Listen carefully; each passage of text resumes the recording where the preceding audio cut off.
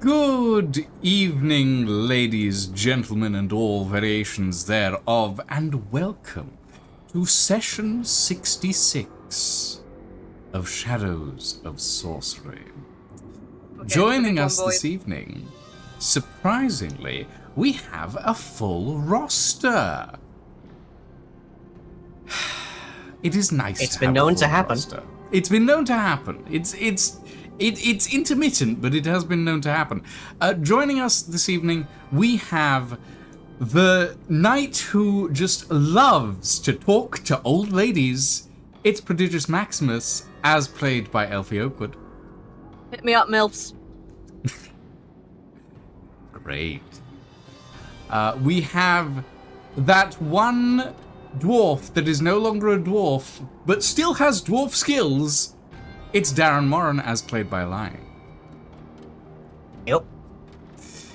We have the actually skilled stonemason and mining engineer, Ingvar Svan, as played by Lydia. Do not accept for the session because I fell asleep. Yeah. And last but not least, we have the warlock who is going through magic withdrawal symptoms, Arcus the librarian, as played by Zarian. Hello. So, Also, that's Darren's old thing. That's the dwarf one, not the dragonborn. what? On Tailspire. Oh, there's still dragon for me. I'm seeing Dragonborn. It's shown up as dwarf on my end. Oh dear. Dragon. Oh, now it's no. Oh. It's flipped through different ones. It's fine. Is it synchronized now? Who wants to do the recap? I'll do the recap. Yeah! Zarian will do the recap. What? Did you watch any of the last session? Or were you The completely entirety of the knocked last out session of it? was I was sick. Yes. Here we go. There's the recap. I went the. I mean, that's from your character's perspective. That is technically true. I guess that counts as a recap. Okay, so last we left off, ladies and gentlemen, you all jumped off the Dawn's Light cruise airship that was making its way to Necronir, your destination. You jumped off in the middle of nowhere, forcing me to create an area out of thin air, because I wasn't expecting you to do this. So good on you for that. And the captain told you that he could get to about 500 feet, and then you'd have to sort yourselves out from there. So grabbing the figure, I've forgotten his name again.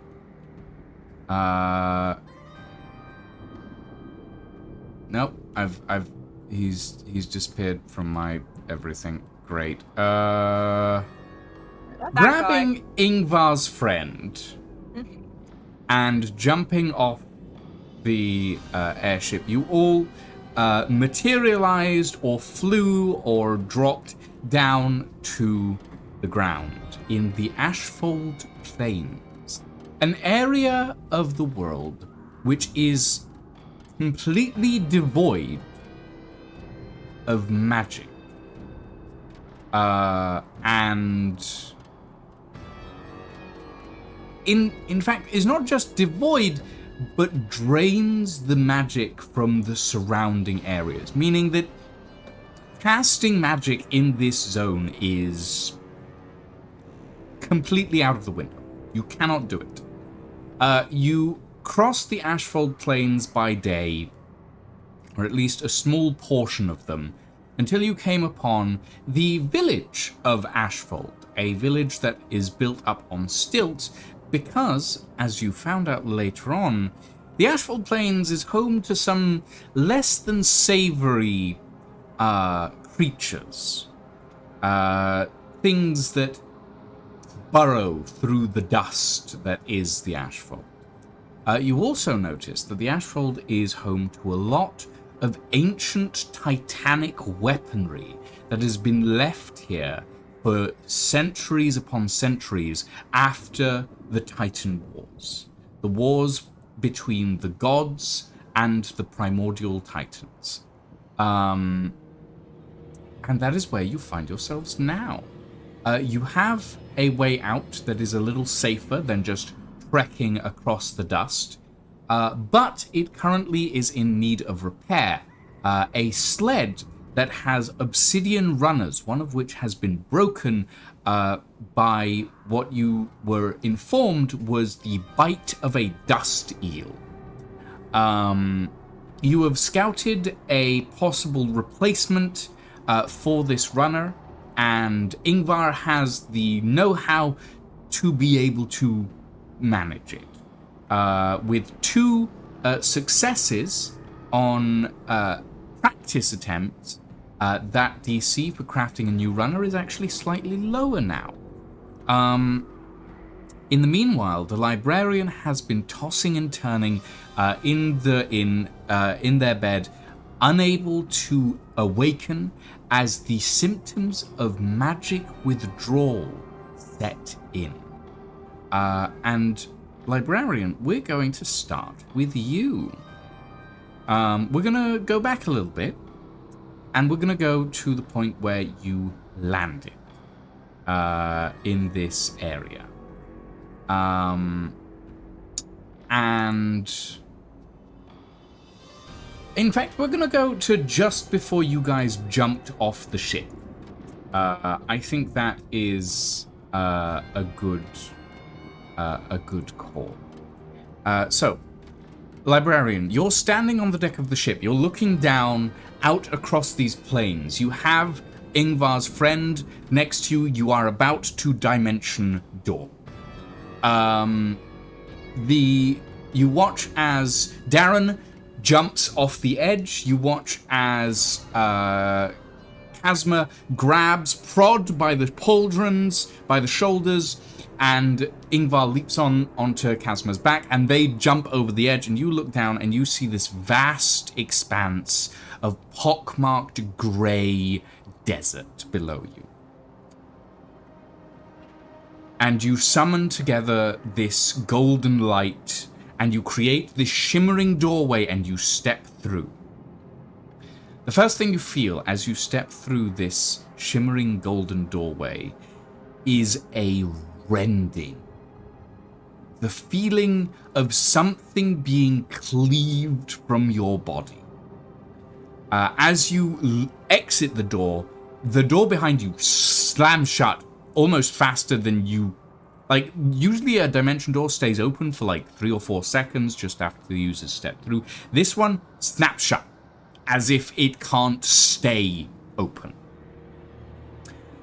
You step through into the Ashfold Plains, and there is this... You feel this cleaving sensation as part of your being is slowly being ripped and peeled away. You fall to one knee, gasping for breath. There is something here that does not like you. As you step forward, you try and take another step, and Prod catches you with like one arm, steadies you. Ingvar is under you, under like your other arm, almost immediately, as you feel like sweat start to pour down your face. You feel the very essence of your being unraveled. And then you black out. Unconsciousness hits you like a wave, and you are standing in empty space. And then it's not empty anymore. There's a rush as memory pours around you, engulfs you, inundates you, a tsunami of memory and feeling and idea. as it drowns you. And that is where you spend about 24 hours of time, inundated in pure, uncompromising memory, as the magic that usually keeps your past life at bay is wiped clean. Entirely.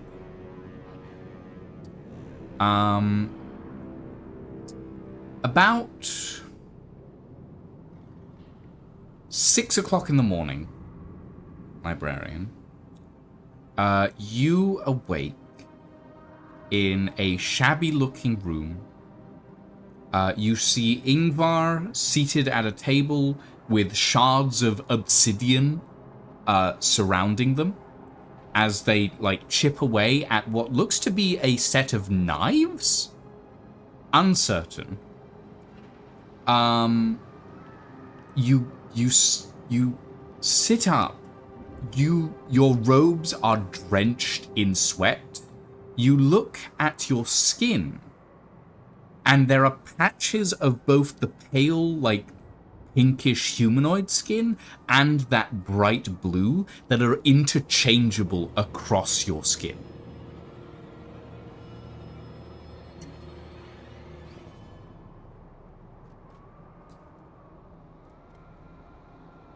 How is the librarian feeling right now?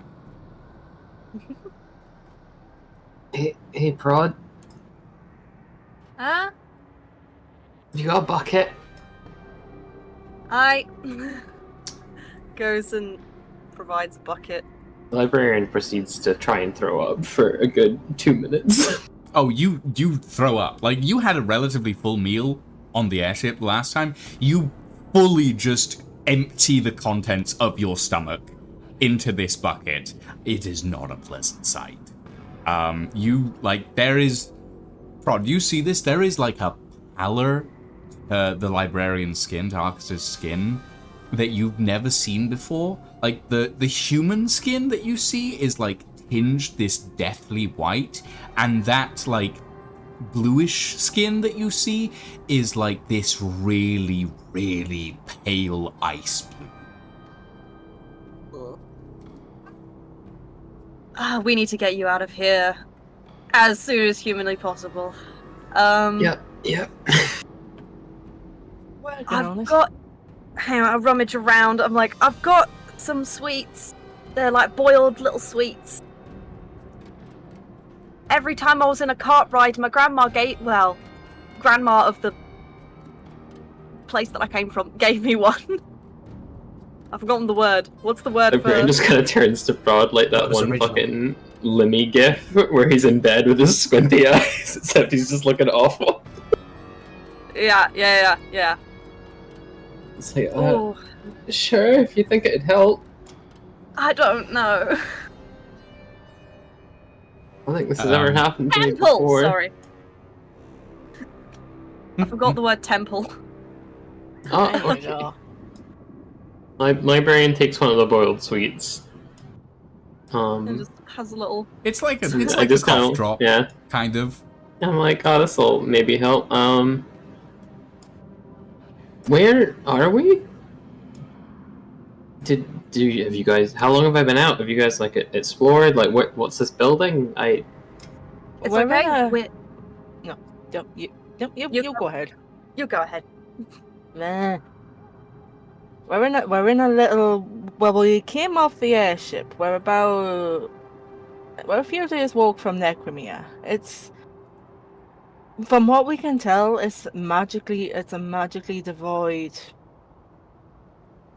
area of sorts. There's not a lot here. We're in what I can only assume is the main village. There's not a lot going on, though. I'll be honest. Librarian, Okay. roll me a history check. Yay! I love rolling that check. Can't wait for the one. Nice. Well, almost 17. Okay. You look out the window and all you see are, like, blank plains of grey dust. And it doesn't look familiar to you, and then you notice these giant pieces of weaponry that are lying all over the place. And you realize that you are in a region that was once called the Greenfold. This place, before the calamity that affected the city of Praxis, was a massive jungle, rainforest type area. And something's happened to it. You don't know what, because that history doesn't exist for you. But you do know that this area was once a war zone. And then the Greenfold grew up around it and buried the weapons of the Titans beneath it. But something has happened since then that has completely destroyed the forests that used to be here.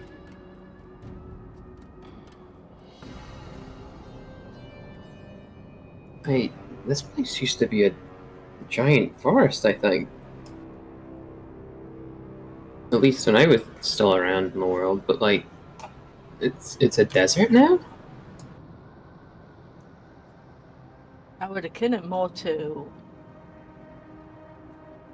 volcanic ash rather than sand, let's be honest.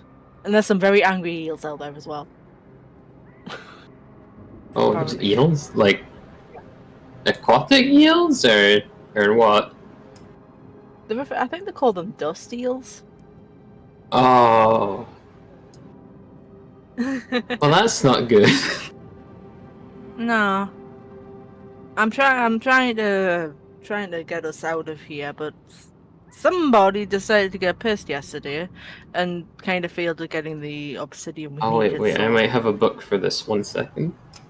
I'm gonna rummage through my rucksack, and I bring out Winifred Wilcomb's Guide to Worms.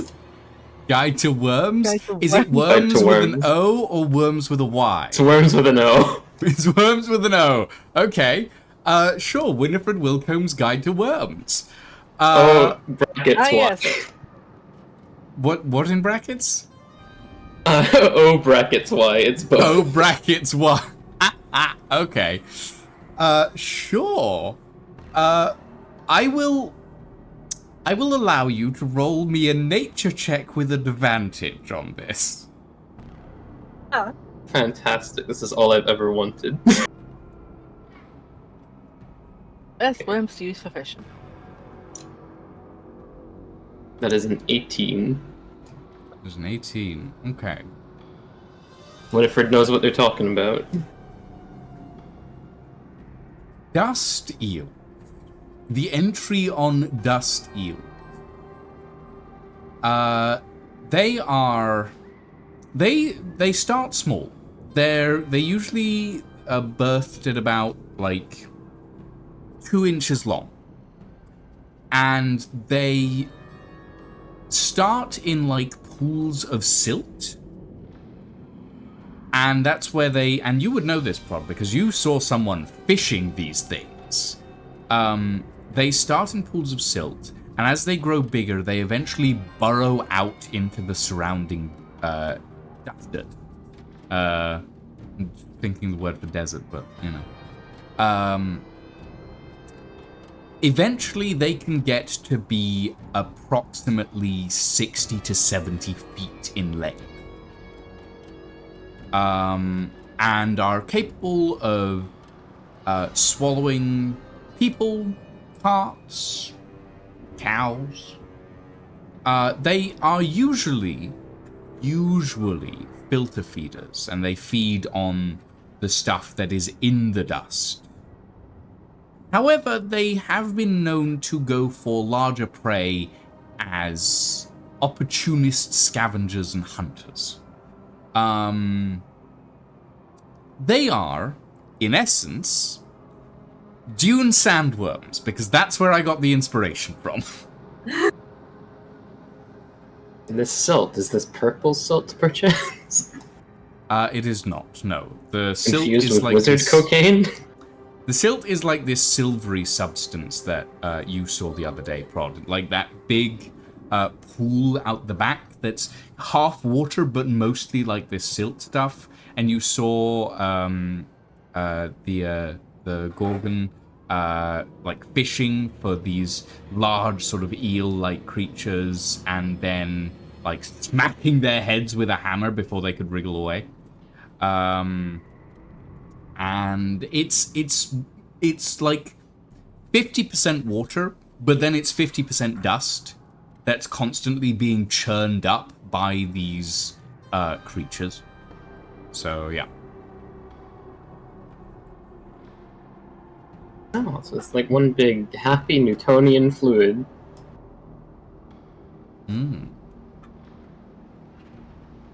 Anyway, is there anything about weaknesses or available like ways to evade them? So you know that they're attracted to heat. So lanterns that give off heat, body heat, anything like that. So the best way to evade them is to stay off the dust. To keep like a space of air between you and the dust below you, so that it doesn't heat up, basically. So that you don't attract them. Which is why, as like you look out the very small like slats between the windows, and you see all the houses around you, they're built on stilts. So all the heat sources are quite high off the ground. Interesting. So have any of you come up with a plan yet of how to get across the desert, or is it kind of still up in the air? Where there's a... It is a sled, isn't it? Sort of thing. It is a sled. It's a dust sled. Or as the innkeeper called it, a dust runner. It is essentially a wind-powered sled that uses obsidian runners to cross the sand. But at the moment, it's broken. I couldn't think of a name for it. No, it's fine. I'm here to be your repository of knowledge when I can remember things. Yeah. So there's the innkeeper called it a dust runner. It's like a sled, but one of the runners is currently broken. I'm waiting for. I'm going to try and make a new runner, but we need more obsidian, essentially, for it. Ah, okay. And where do we get the obsidian? There's a big ass sword over there. Yeah, Kind you of see point Ingvar point out the window in the distance, and you see this massive, like, 60-foot tall sword that's just been implanted into the ground that has this, like, purplish red tinge to the edges of it.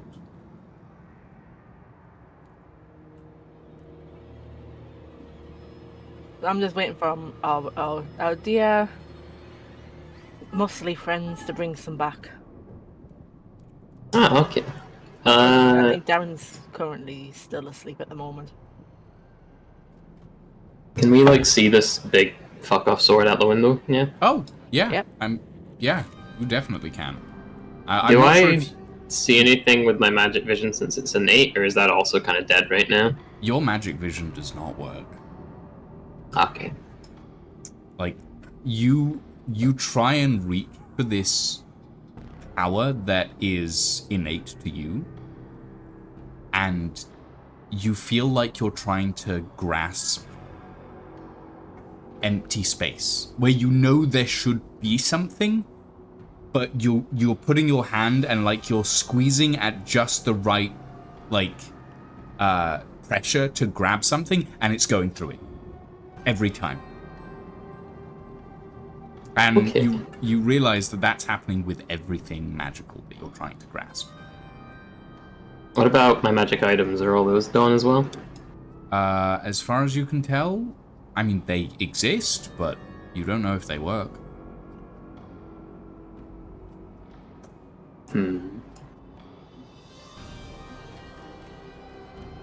Interesting. Oh, actually. Hmm. So, is demonic magic still magic? Yes. Demonic and divine magics are still a form of magic. What is happening with my Asmodeus contract right now? Do you want to pull it out and take a look? Yeah, I want to take a look. Okay. Where the contract is usually this, like, glowing... Like, it's not, like, bright glowing heat sort of thing, but it's usually like this, the letters have this, like, gentle glowing ripple effect to them in, like, this, like, faint orangey black color. It just looks dead. And that's a weird thing to say about a piece of paper, but it does just look dead. You reckon you could rip it up? Yeah, that's what I'm thinking. Can I tear this in half? Give me a strength check. Can I get assistance from Fraud tearing this in half? Sure. A phone book. Sure. Look, I have a Like, negative it's pretty 3 to strength. sturdy vellum. Okay, strength check with advantage, right? Yeah. Yeah. Unless you want Prod to just do it. Honestly, yeah. Hey, Frog, can you rip this up for me? Yeah. Like, can I give you get... moral encouragement is my help Give me for your moral advantage. encouragement. Yeah. Okay. Badonk. That would be a 20. 20. Okay. Dirty 20. Dirty, filthy 20. So, which way are you trying to rip this? Like, are you trying to rip it across from top to bottom? I want most of the words, none of the sentences to make sense, so from top to bottom. Top to bottom. Okay. Prod. As you start to pull, like, you take the top of the scroll, like the wooden section that keeps the scroll together, and you snap it. And you can start to rip it. Librarian. As this happens, you feel a sharp pain in your... in like the back of your skull. As it feels like someone is trying to split your spine down the middle. There's some bullshit. Please stop. Oh. Yeah, it turns out the fucking contract's linked to my body or something. How far would you say you got with the tear, Rod? Like maybe an inch of... Maybe an inch? And Librarian. Until the contract repairs itself, which it cannot do in this area, you have a -1 to Constitution. Oh. That means I have -2 to Constitution. Oh, sweet baby. Now, Alright. I will Can I give get you... some glue from a friend to try and stick it back together? You wouldn't know this, but I will say, Librarian, you do glean some information from this about the contract. While the contract isn't necessarily... Like, while the contract is magical in nature, there is a deeper piece here. Like, the contract is magical, the binding is magical. However, the binding that the contract states is not bound in magical law. It is bound in natural law, which applies regardless of where you are, regardless of what's happening. This contract can be annulled. Like, it can be adjusted and negotiated. But you have to have the parties that the contract is discussing at least present to make changes, as is dictated by divine, infernal, natural law. Like, it's not magic. It is the essence of being that is tied into this contract specifically. Like, the magic makes it all work properly, but that doesn't stop it from not working when the magic isn't applied. The magic sets the... Think of it this way. The magic sets the terms, but the natural law enforces them, regardless of where you are. Okay. So what you're saying is the magic is what explicitly sets terms within the contract, but Yes. I need someone, the other party here, to make any modifications normally. Yes. Like, the law is essentially what is enforcing the contract. It is not necessarily magic that does the enforcement. Magic can aid in the enforcement, like it'll stop you from ripping up the contract on normal circumstances. It'll do a bunch of different things, but it doesn't specifically enforce the law. That is the law's own remit. Yeah, but what I'm getting from this is it describes the law that needs to be enforced, basically. Yeah. Okay, and it's currently not active, right? Magic is not active at the moment, no. Okay, I would like to amend the contract by rewriting specific portions of it that aren't magically activated right now. Okay. This we can work with. I will warn you, this is a very high DC. Do you know how to read and write Infernal? Is it a yes or no question? I know where my name is. You know where your name is. That is, yes, that is fair. You know where your name is. The question still stands. Do I know where how to- Asmodeus' name is? You have a... Yes and no. Asmodeus' name appears multiple times throughout the contract. And you don't know if you can account for all of the places where it appears, because it appears by multiple different titles. Oh, I just meant, like, I know how to spell it in Infernal because of, like, frequency in the contract, basically. Yes, I would say you know how to spell Asmodeus' name. Cool. I would like to replace my name with Asmodeus' name in the contract, so he's making a contract to himself. Weird. Which also means that the death condition is now on him, if he doesn't do it in 3 years. Or however many years it was. I think it might have been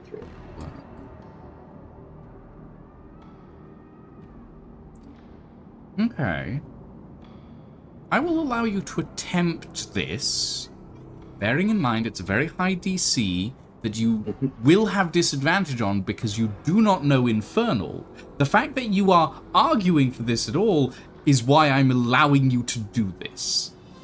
Yeah. So bear in mind, this is going to be hard. I will give you the base DC you need to hit for any possible changes to take effect. And that DC is 30. Oof. What skill check is that? The skill check that you would be using is... Okay, I will give you a choice here. You can either use a straight intelligence skill check, or you can use sleight of hand.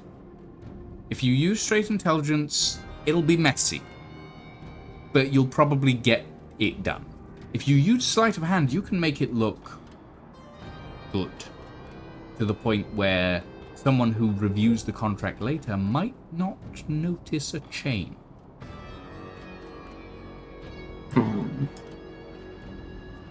But remember, it's a DC 30 either way, and realistically, if you do want to try this, there may be unintended consequences. You don't know. It is also mathematically impossible for me with my current rating, unfortunately. In intelligence or in... In either. In I only have a +3 in intelligence and a +2 in sleight of hand, so it's impossible for me to roll 30. What would you... I mean, unless you get a nat 20. Yeah, and that 20 would be an automatic success. However, what would you argue would be what you would use to alter this contract? I mean, it wouldn't really be anything like in Arcana or anything. Like maybe Insight, since I'm trying to kind of. No, I don't think it would be anything that would have a score that would make this win. Honestly, if I'm being realistic, it would maybe be like Intelligence or, at a stretch, like Deception. Well, thusly, the sleight of hand would be what your deception is here. Yeah, I mean, at the end of the day, a natural 20 will automatically succeed. That's just how it is. However,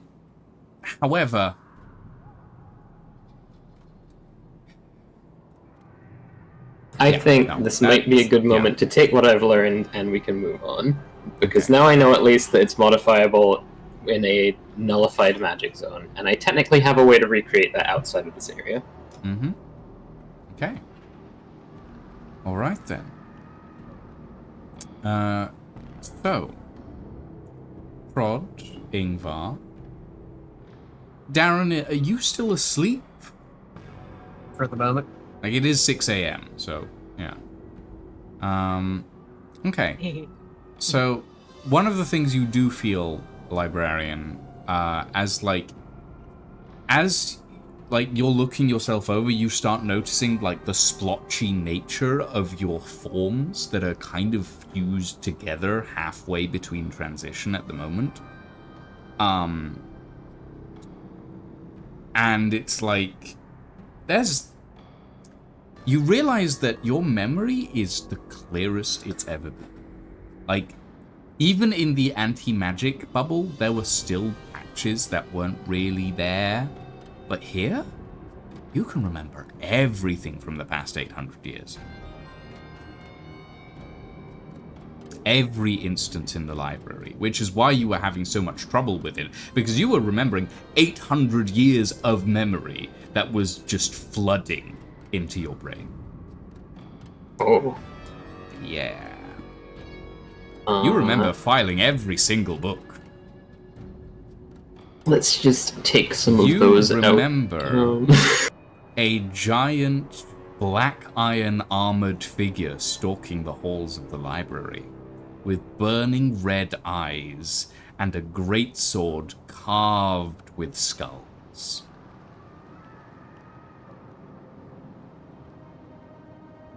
You remember a chamber at the center of the library with an angel in it, a celestial being from before the gods, a titan with 3 pairs of wings, silver eyes, and a cavity carved in its chest with a throne on it, on which your daughter sits. You remember the cruelest methods of summoning the door to the library.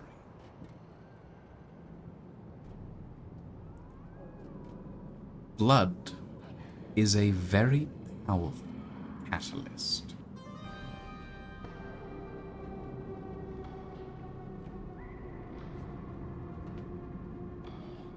I'm gonna take out my little device called the Memoriam, and I'm gonna put the important ones in there right away. Does it work on magic?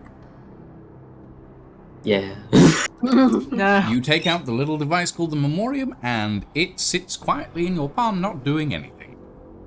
I guess we're going low tech again. I get out my fucking pen and quill. Okay. Well, while the librarian's doing that, Ingvar's going to be a bit of a dick and go and wake Darren up loudly. Fair enough.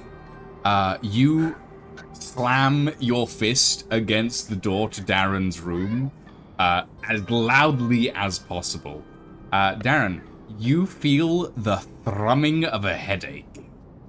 which slowly resolves into the banging of sound coming through your skull, reverberating into your brain. Hey, time to wake up! This is literally the least populous area I've been in years. How the hell are you still banging on my door? Well, that's what you get for not going to sleep in the first place. I did! I'm in here! Should've listened to Papa Ringvar. Up! And he wanders back into the other room. Papa Ingvar. Writing that down. Hey, librarian, can you make a note of the words Papa Ingvar? The librarian has also accidentally written down the words Papa Ingvar in the middle of a sentence because you said it as I was writing. Now I have a very muddled recollection of a beast rolling down the halls, which I can only presume is now called Papa Ingvar. Did I remember to take my antacids? I don't know. Did you? Roll me an intelligence check. Magical. Oh, goody, at least that's a good one. What would you... Actually, no. Roll me a wisdom check. Oh, son of a... Fine. Roll for take meds on time, just like in real life. Ain't that a move? 4. No, you did not. Just Okay, like in there's real always life. Awaken holes to in this find blanket now. a large divot where acid has slowly eaten through into the straw of the mattress below. That's gonna eat through the hole. Yep. Okay. Well, Okay. make these fucking slides today. Well, I will fix the cricks in my neck and whatnot and stretch a bit, and then I'll make my way downstairs, praying it is quieter. Now that the librarian is conscious, and I'm presuming won't choke on their own vomit, should we, all three of us big boys, go down to try and chop off this bit of stuff? Yeah? Hi. We'll leave the librarian to get breakfast. Librarian, do you want to come with us, or do you want to just be sick? Like, give me 5 minutes to clean myself up a little bit, but yeah, I'll come. Oh, hell yeah. I can't we'll say I'll be grab- extremely useful, but I'll be there for moral support. Yeah, we'll grab That's some all breakfast we'd before ever I ask. anyway. Okay. So the four of you traipse out into the morning dust. Yeah. You. Ingvar just I would giving a like slight you slide. to. I would like you to give me a group survival check as you cross towards the blade.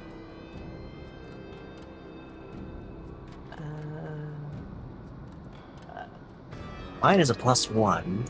Ingvar, you're the Mine's a ranger, right? +2. Yeah, that's the check. That's the dragon, but that's 19. The dragon's very good at survival. I mean, the dragon could be along with us. He's probably napping on the deck though.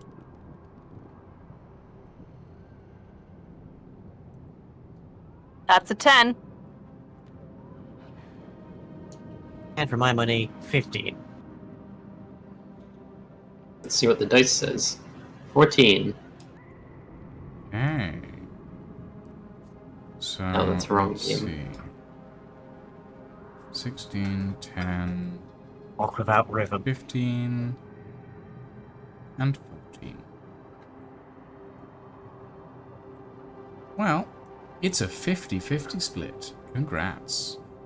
You all managed to cross to the blade with a little bit of, like, difficulty, but realistically, it's mostly that none of you are really equipped for dust walking, so your feet generally sink like a good 3 inches into the dust before you hit something compact enough to properly walk on. But you managed to get across. So, you walk up to this massive, like, purple blade that is sort of like, it's like it's been jammed into the rocks below as like a surrender type thing. Like the blade wasn't laying down, it was actually like stabbed into the earth as like a final act. And you look up and you see that there's like several chunks that have already been like 9-foot long chunks that have been taken out of this blade already. Who wants to do this?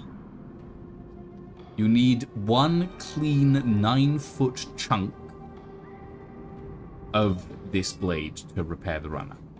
Or to replace the runner, rather. Okay, so we had practice yesterday. Yeah.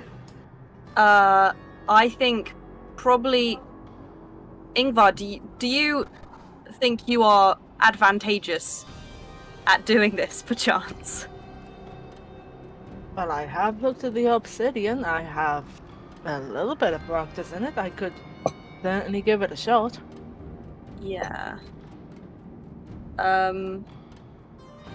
What DM, what kind of roles do we need? Well, last time we did athletics and dexterity. Athletics to maintain and provide the strength needed to chisel out this piece, and dexterity to aim the chisel. It is a 2-person job. Okay. May I ask a I've got question? 5 in both. Would this count as a carving check? A what? Yes, technically. I have the rune carving knife, which explicitly gives +2 to carving checks or any general crafting checks that require rune work or knife work, and I think this might count as knife work. It counts as rune. I mean, rune carving is like mostly done into metals and stone and stuff. It's done into wood, but wood is less like durable for that sort of thing. So it's usually done into metals and stone. So yeah, no, this would count for use with the knife. Yay! Okay. Okay. So I Should should we give this give to the someone to, yeah. Who's very dexterous. I am Aye. not particularly dexterous. I got a +5 in dex. So, maybe you hold so the knife. I give you my little knife, and you do your little dexterous things. And the other one's strength, right? Yes. Which Or Ingvar also has athletics, a +5 in. rather. I have- But I've got a Ingvar +5 can't do as well. both. I've got a +4 in strength. But Acrobatics. well, you can use strength or athletics. Or Either way. athletics, yeah. Oh, athletics. That's an 8. Okay. Yeah.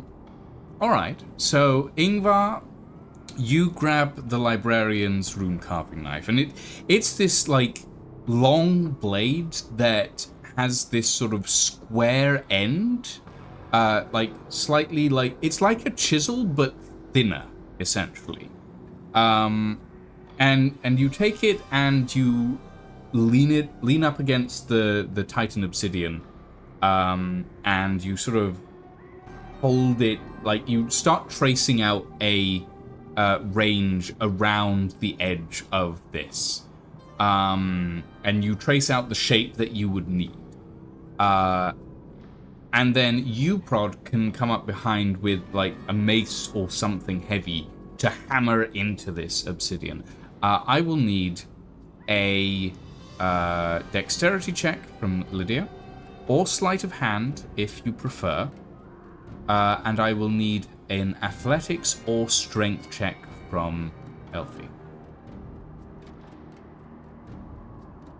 Well, both dex and sleight of hand are both +5. That's a 15. What's the DC on this? Do we know from last time? I don't remember. You know that it's relatively high. Would a 15 do it, guys? Yeah, 15 at my end. After 15 on both? everything. I was just rolling like garbage, so I have no idea. Okay, so because you're using the rune carving knife, you both get a +2 to that. So that would be 17 on both ends. The good news is, you barely scraped past that. The DC was 15, so take from that what you will. I will take a 9-foot-long blade. Yeah, it takes you, like, a good 3 hours to chisel out this massive column of, Titan obsidian. Arcus, as you're, like, watching this process happen, you come to the realization that if you weren't in a massive anti-magic zone, you probably wouldn't be able to carve into this at all.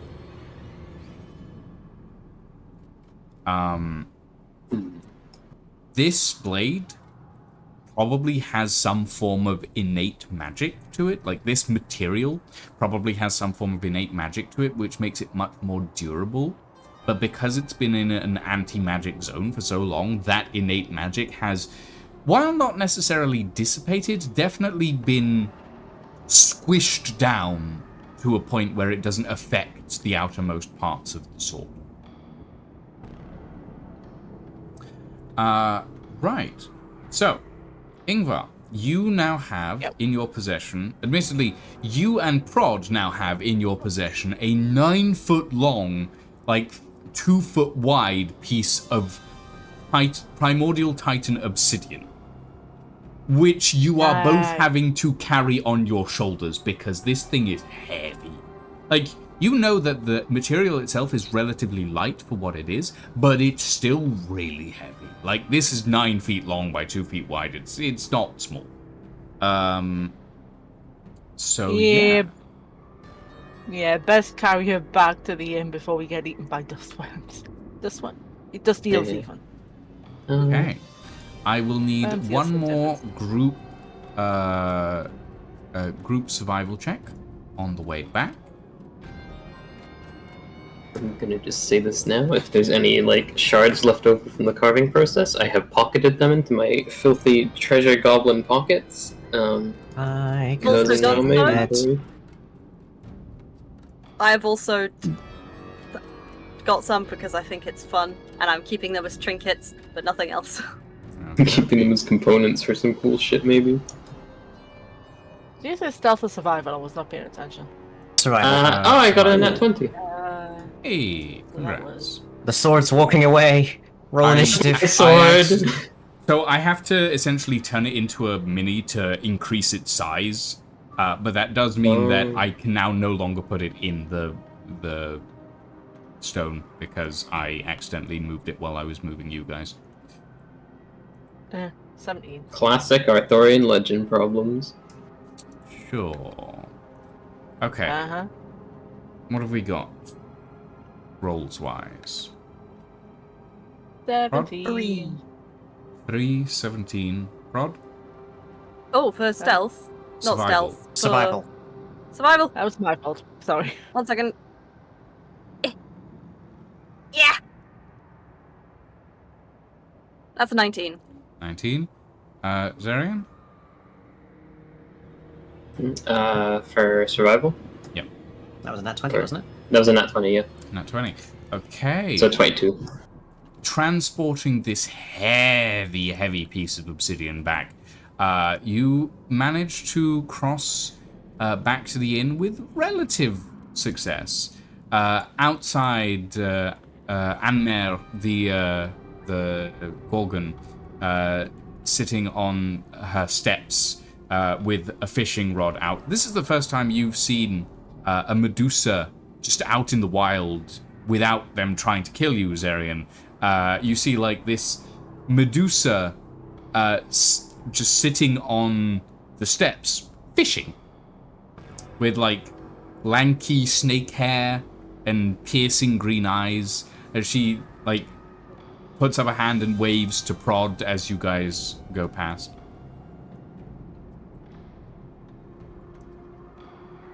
Prod is completely oblivious and distracted. Ah! Hi. Wave. You I'm wave trying to add back. shards to my inventory. You're trying to add what to your inventory? Shards, the Shards. obsidian shards. Oh, obsidian shards. Let me quickly make that for you. In that case, Thank you. if it'll. Wait. Oh, okay. That's a little weird, but that's fine. I can work with it. Okay. Let's see. Homebrew. Create item. And Don't also want the to kitchen name. knives. The Yes. set of obsidian kitchen knives. Obsidian shards. Yeah. Knife. I feel like they might sell for a pretty penny in Necroneer, right? Or we could use them. Either I'm one. gonna say you're not just gonna sell them off. Use the damn things. We'll use them. Category,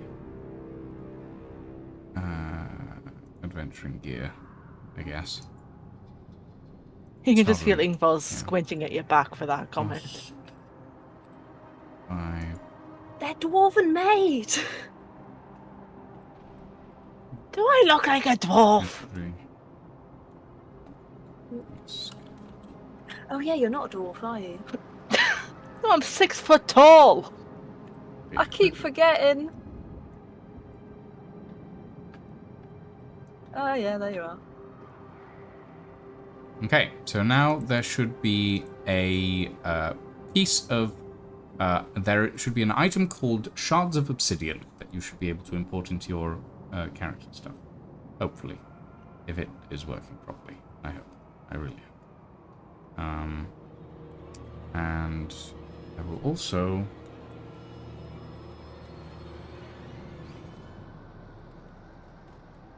Obsidian kitchen knives. Thank you. It's good to know that it's working, actually. That is really good. What's it called? Sorry. I have a potion of greater healing that I Shards just of haven't been. obsidian. Yeah, I mean, you all have various potions that you've just never used. Mm-hmm. Including Moran's Cure-All, which, you know. Yeah, I mean, for good reason we haven't used that. I think I've still got one of those. Huh, looks like I can't find it. Oh well. Orange. Yep. As well as a bottle of moonshine, which I've had since session 10. You managed to find it, right? That's Elfie? got it. That Shards must have of aged obsidian? perfectly. Elfie? Huh? You managed to Yes. find the Shards of Obsidian, right? Hang on. Add new item. Cards. I said short there for a second. No. No. Okay. Well, I think it needs will- to like resync. It might need to resync, yeah. Yeah, we'll figure that out after the session. Yes. Yes, we will. I will give you your obsidian kitchen knives later, as well as Ingvar's obsidian arrowheads, which I did forget to do at the end of last session, but I'll do that at the end of this one. I mean, okay. I've stuck them in Adventurer's Codex inventory anyway. Okay. So, do the three of you head to the Dust Runner? Yeah. Yeah. Okay. And then we can get this leg. It's not even a leg. Runner fix. Thing. The runner. So yeah, you. The leg for the Dust Runner. You head into the. I guess you could say it's kind of like a garage storage space for this little sled that has these twin sails that are sort of mounted from the top. And you look at, like, you notice that, like, one of these runners has this massive, like, bite taken out of it, like, out of one of the bottoms, and you as, like, you can push it really easily. Like, you put a hand against it and it just slides. Which feels kind of weird for a contraption that is this large. But you do notice that that runner is essentially snagging and gathering dust underneath it and is slowly creating like a trough behind it, which is not great. So, Ingvar, Hello. your job now, and this is for you and you alone unless someone else wants to try and help, is to carve a runner out of this obsidian. Now, you've practiced twice, so the DC is reduced by 2. I will say the original DC was 20, so it is now a DC of 18. You have the librarian's carving knife. If someone wants to try and help in some way, they can. This will take about like 3 to 4 hours to do. So if other people want to do other stuff in the meantime, they can.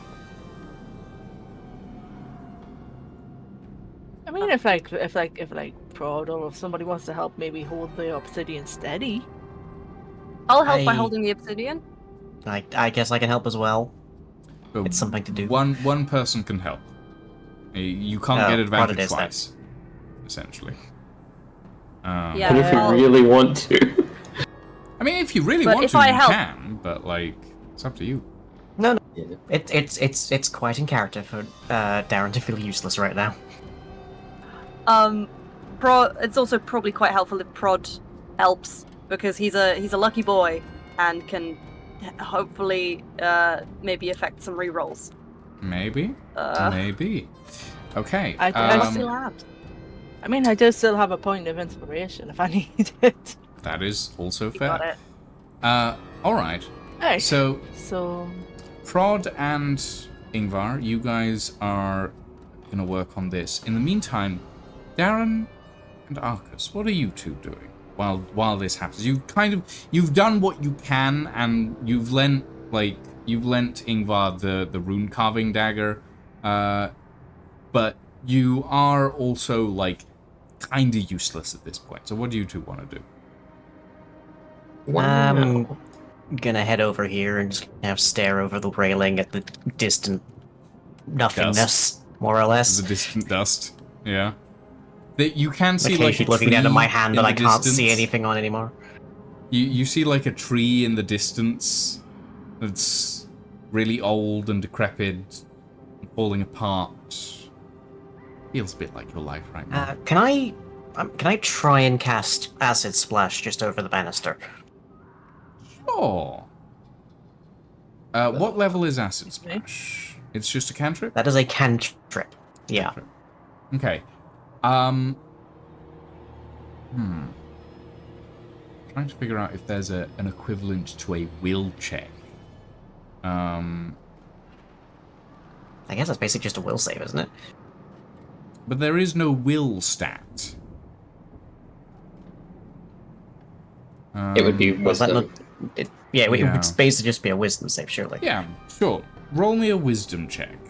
Not a wisdom save, a wisdom check. Nope. 12. You try and bring out this, like, the globule of acid that you've used so many times before in combat. And just try and you try and you try, and eventually you slam your fist against the banister and you feel something fluid-like squeeze between your fingers, and then you realize it's this just gentle seep of blood.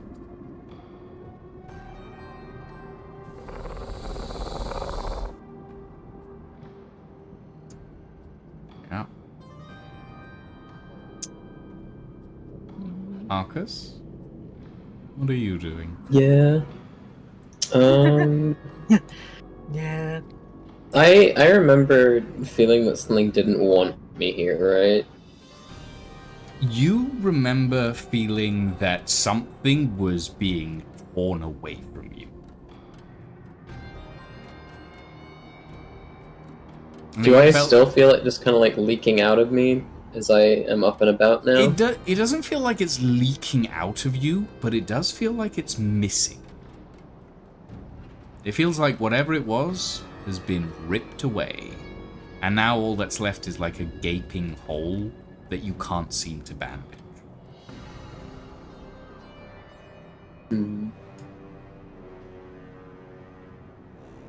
Well, I might as well try and do some historian things while I'm here. Can I look around for any like little clues of why this might not be a forest anymore? I mean, sure. I mean, there's a variety of like, well, I say there's a variety of people to talk to. There's like 3 people in town total, it seems like at this point. You haven't seen that many people. Like, when you came downstairs, there was the bartender, there was a halfling, you saw someone outside, there was this weird lump of rags in the corner. Yeah, I mean, there's a few different people you could talk to. You noticed something that might be considered a library, but it's like, it's very heavy on the might, essentially. Why is it heavy on the might? Does it just kind of look like a shack or something? I mean, it looks like someone set up a tent and has some, like, cards and, like, scrolls, but that's... Oh, hell yeah, knowledge tent. I'm gonna go to the tent. You're gonna go to the tent? Okay. I'm gonna go to the tent. I don't know what everyone else is doing, but I'm going to the tent. You walk... I know people are repairing stuff right now, so I guess I've only got, like, a couple hours. You walk to the tent. Yeah. It is a tent. It's on a raised platform, but for some reason, instead of building a house, someone just went, "Oh, I'll just stick up a tent instead." But you sort of push the sort of curtains in the entryway aside, duck in. You see like a bookshelf with maybe like 6 books and a couple of scrolls. You see a big pot in one corner. There's a table in the middle with some cards on it. And you see a wizened, old man with a really long beard and a really patched wizard's hat. Mr. Megorium. Did you say this out loud? No, this is just a side joke anyway. Because Mr. Megorium I is approach a toy him, maker. and I know. And this might not, in fact, be his Wonder Emporium. He doesn't wear a wizard hat. I'm confused as to where you got that reference from. He would if he wanted. Anyway, carry on. Hello, Oh, down I'm this, looking like, for really. some information that I think you might have. The sort of wizened old man is... He looks like he's staring down at, like, this table covered in various... What you now are aware are tarot cards. And you speak up, and he's still just, like, staring down, breathing softly.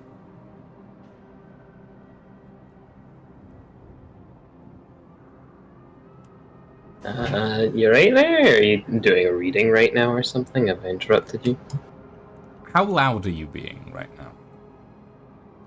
Like normal conversation. Maybe I raise my voice a little bit after the first response isn't there. He's just like staring. Like as you start to raise your voice, you hear this.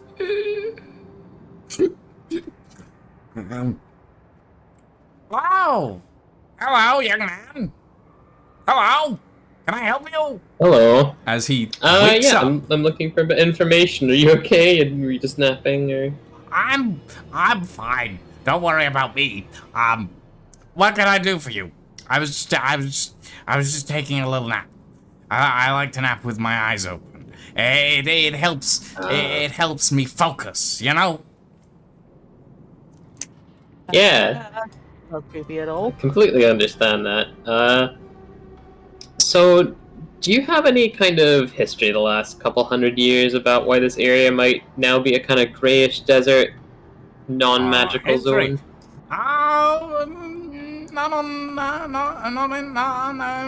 Don't know, actually.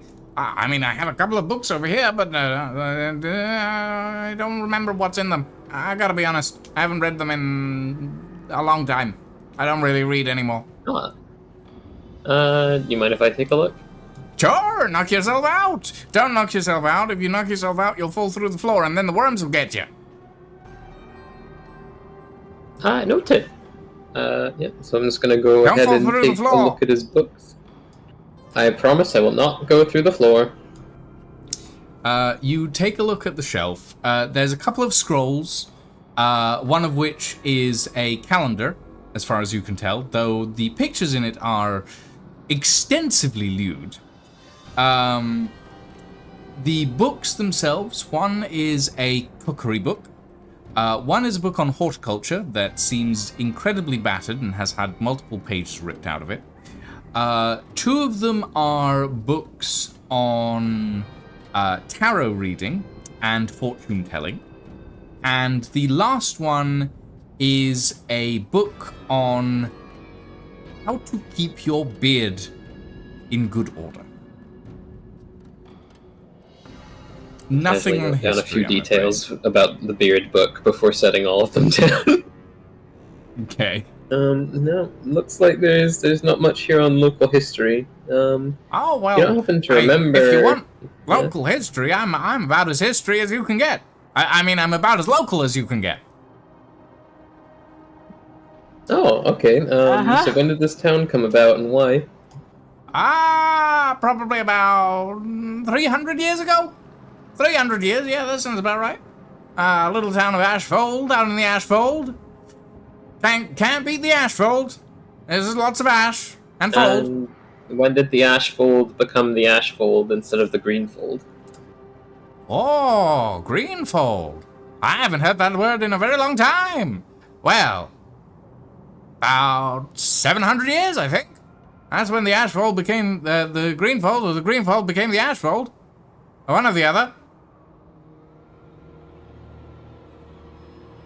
reminds Do me you of guys remember again. anything about that event? Is there anything written down anywhere, you know? Oh, I'm sure there's plenty written down. But if you want to know about the thing that made the Greenfold the Ashfold, well, all you gotta do is talk to your friend over there. And he points to someone standing next to you. Who the fuck is the person standing next to me? There is no one standing next to you.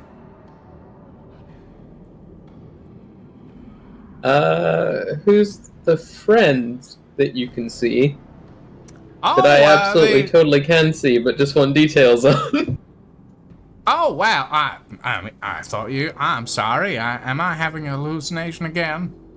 I mean, maybe. they look I like can't see a them, are they lovely like a person. spirit? A little girl, about 11 years old, blonde hair, red dress.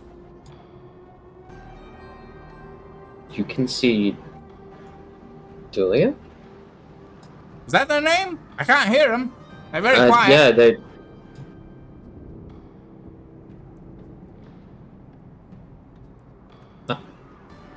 How can you see my daughter?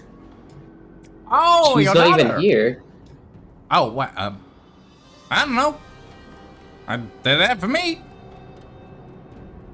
Is But she again, saying I might be anything to hallucinating you? things. Is she doing anything? No, let's...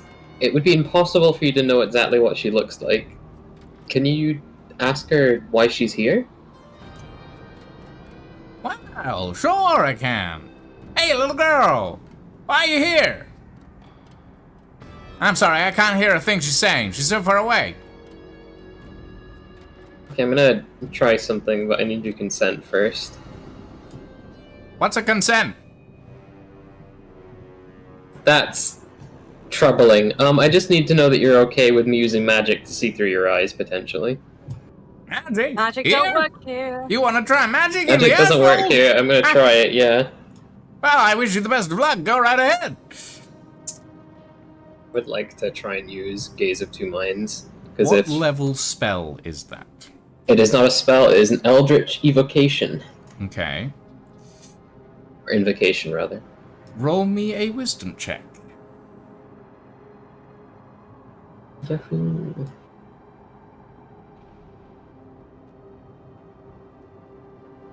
That is a dirty 20. Okay. You push deep into your magic.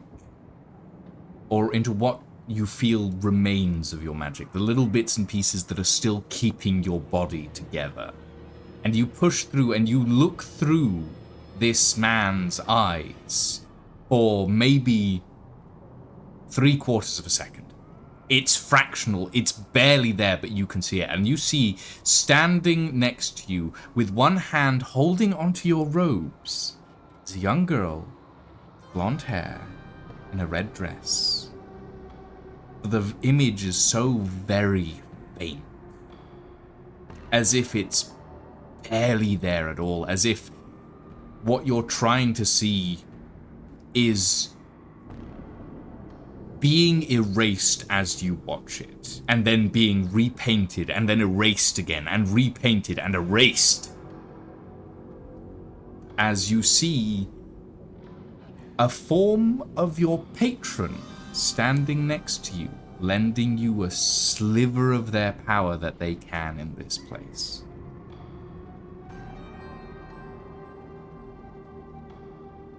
As soon as that connection kind of breaks, I want to pull out the index. Mm-hmm.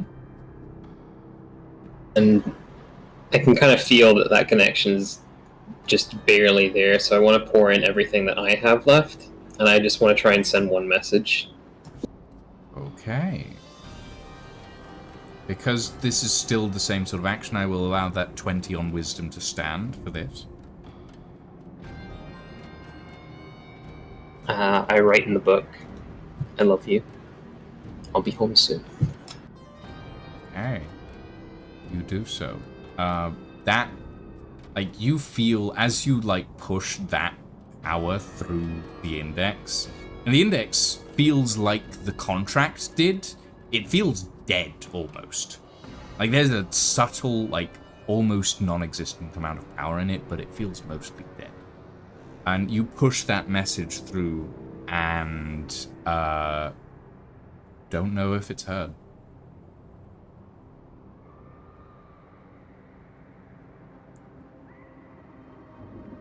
Well, is there anything else I can do for you?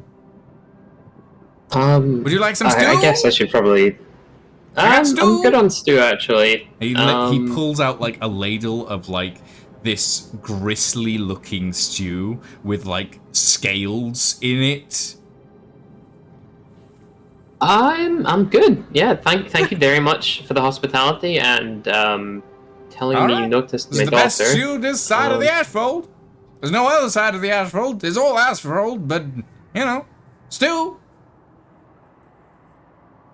Yeah, stew. What were you doing with those cards, by the way? Oh, these. Well, as you probably can tell, normal magic don't really work here, but luck and fortune and all the things that come and go with it, that works just fine. And, well, I thought I'd set up a little business here in the Ashfold. A little bit of my own magic, you know? A little bit of luck magic. And he sort of gestures to the cards laid out in front of him. I guess it would be rude after all you've done not to, you know, show my patronage. So, how much for reading? Oh, 2 copper. That'll do. Yeah, I just slide over 2 Stew's copper. 3 copper. 3 copper. I slide over 3 copper. No, just the reading. Just the reading? Alright. Most do for me. Okay. So, you sit down at the seat, at the little stool in front of this man, and he shuffles this deck in front of you, and then draws 4. The first one he draws, and I'm gonna roll for this one, actually. I'm gonna roll for all of these cards, and we'll see what they give you. 13. Is it a deck of many things? It is not a deck of many things, as far as you... Okay. Actually, Immediately explode and turn into a potted plant. actually, roll me a perception check. Oh god. I mean, technically he's the one drawing it, so the effect should happen to he him, draws but, like the prison and he just vanishes into the earth. Things Okay, that kind of many perception things check. wouldn't work in Ashfall. Not here, no. You could play with them. It would be really funny if it was a deck of many things that just wasn't working. It only works very slightly, so you pull the frozen that's and you a just, you 30, just like 20. sink an inch deeper. A dirty... Wait, what were you rolling? Why were you rolling? Robert? Persuasion. Or sorry, not persuasion. Wait, did I roll persuasion? Sorry, it was perception. I've got my P's Yeah. mixed up. So that would be a +2 instead, which would be a 16. 16. Okay. You have seen... Well, you've seen one card from the deck of many things before. And you saw it while contained in a glass case. Undrawn, technically speaking. That was a very long time ago. These cards are... They look maybe like they could have been from a deck of many things, but they're like torn and shredded. If they were from a deck of many things, they've been in the Ashfold for a very long time, and they haven't worked for a very long time, basically. It looks like they've been drawn and redrawn hundreds of times.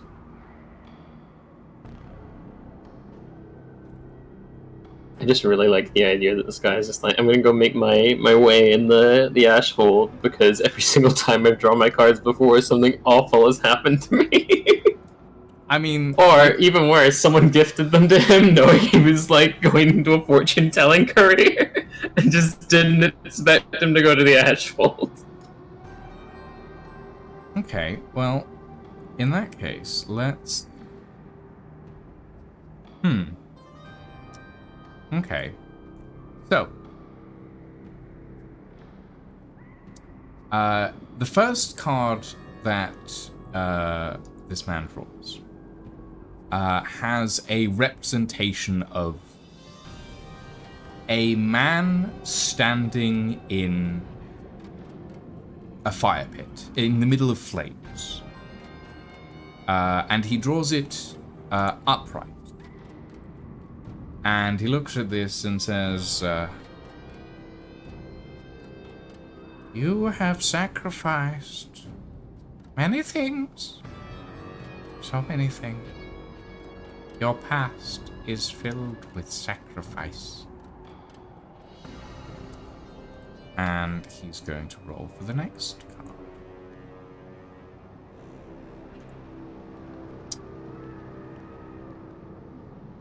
Okay.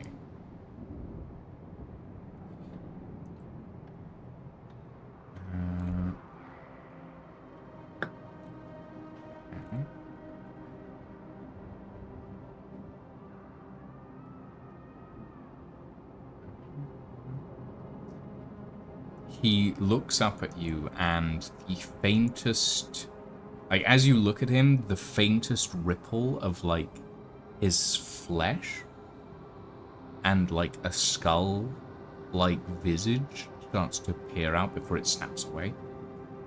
And he goes, you fear change.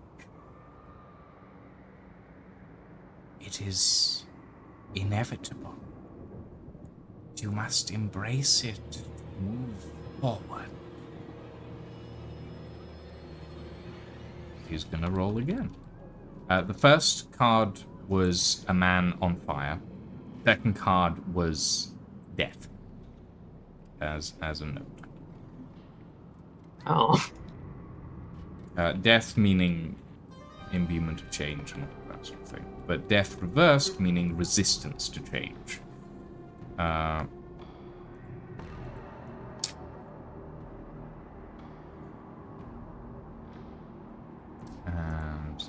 be okay, good. Okay, yeah, that can work. He looks at you like as you stare back at him. He looks at you and goes, you have a strong will. that will manifest itself soon and drive your opponents to fear and anguish and revenge. And then he rolls and picks up the last card.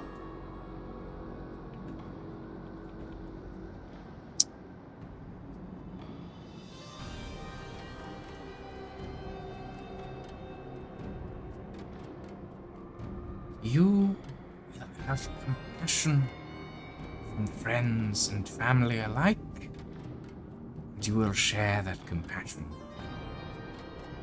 as you go. And the last thing you see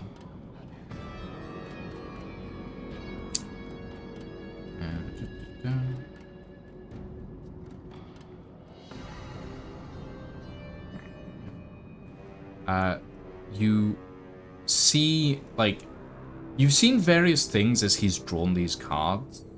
The card of flames, sort of, you watch, like, small ghostly flames flicker off this man's body. The skull grinning from his face. You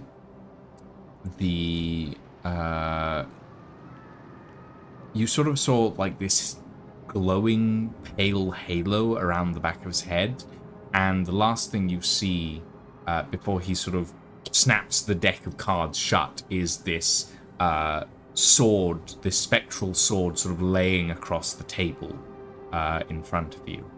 Not entirely sure if you're hallucinating or if that's actually real, but he snaps the deck shut and goes, "Well, that was fun. Can I interest you in another reading? They're different every time." No, I'm good actually. Yep. Yeah, that's all right. the future I need to see for now. Wonderful. As a note, you are now convinced, or not necessarily convinced, but you are now relatively sure that this is in fact a deck of many things. The cards that were drawn as a note were the Card of Flames, aka the Queen of Clubs, the Jack of Clubs, aka Death, the King of Diamonds, aka the Sun, and where is it? And the Jack of Hearts, which is the Knight. In no specific order, if these cards had been drawn in any other area, you would have had, or this man would have had the following things happen to him. He would have had a powerful devil become his enemy. The devil seeks your no, ruin what a fate. and plagues your life, savoring your suffering before attempting to slay you. This enmity lasts until either you or the devil dies. Then he would have had... oh, fuck. I need to... he would have had death appear to him. He would have gained 50,000 XP and a wondrous item. And then he would have had a 4th level fighter appear to assist him until he died. But none of that works because he's in an anti-magic zone. So He's yeah. just gonna step out of the magic insane. zone at one point. He'll just step out of the zone at one point and everything just manifests at once. Every Actually, single card is it the card that immediately gets manifests used. it, or is it him? Hmm? This man must have drawn like hundreds of cards over the year, multiple I mean, times. like the deck this man is is a scuffed walking and nuclear warhead. the deck is like scuffed and completely like it's been used dozens of times, but none of the cards work properly. So all that he gets is like ghostly manifestations around him of what they should do. So Here's go a figure. question. A D&D philosophy question. If you reshuffle the deck, knowing all the card positions in an anti-magic zone, and then draw the cards that you actually want outside of said anti-magic zone, does that work? Or does the deck magically fuck with you by reshuffling as soon as you exit? That is a very good question that I can't answer. Oh, Maybe we'll never because you know. might use it in the future. We'll see. 1 second, I need to stab this guy and steal his magical cards. No. Don't do that. But yeah. So basically, sacrifice, resistant change, going to assist people, and compassionate. Basically, is what you got from because what I've essentially done here is I've used the deck of many things as like the ghostly projections, but I've also used a standard tarot deck, rolling with a d20 to pick the cards to give you the actual meanings of that tarot deck. So have fun with that, I guess.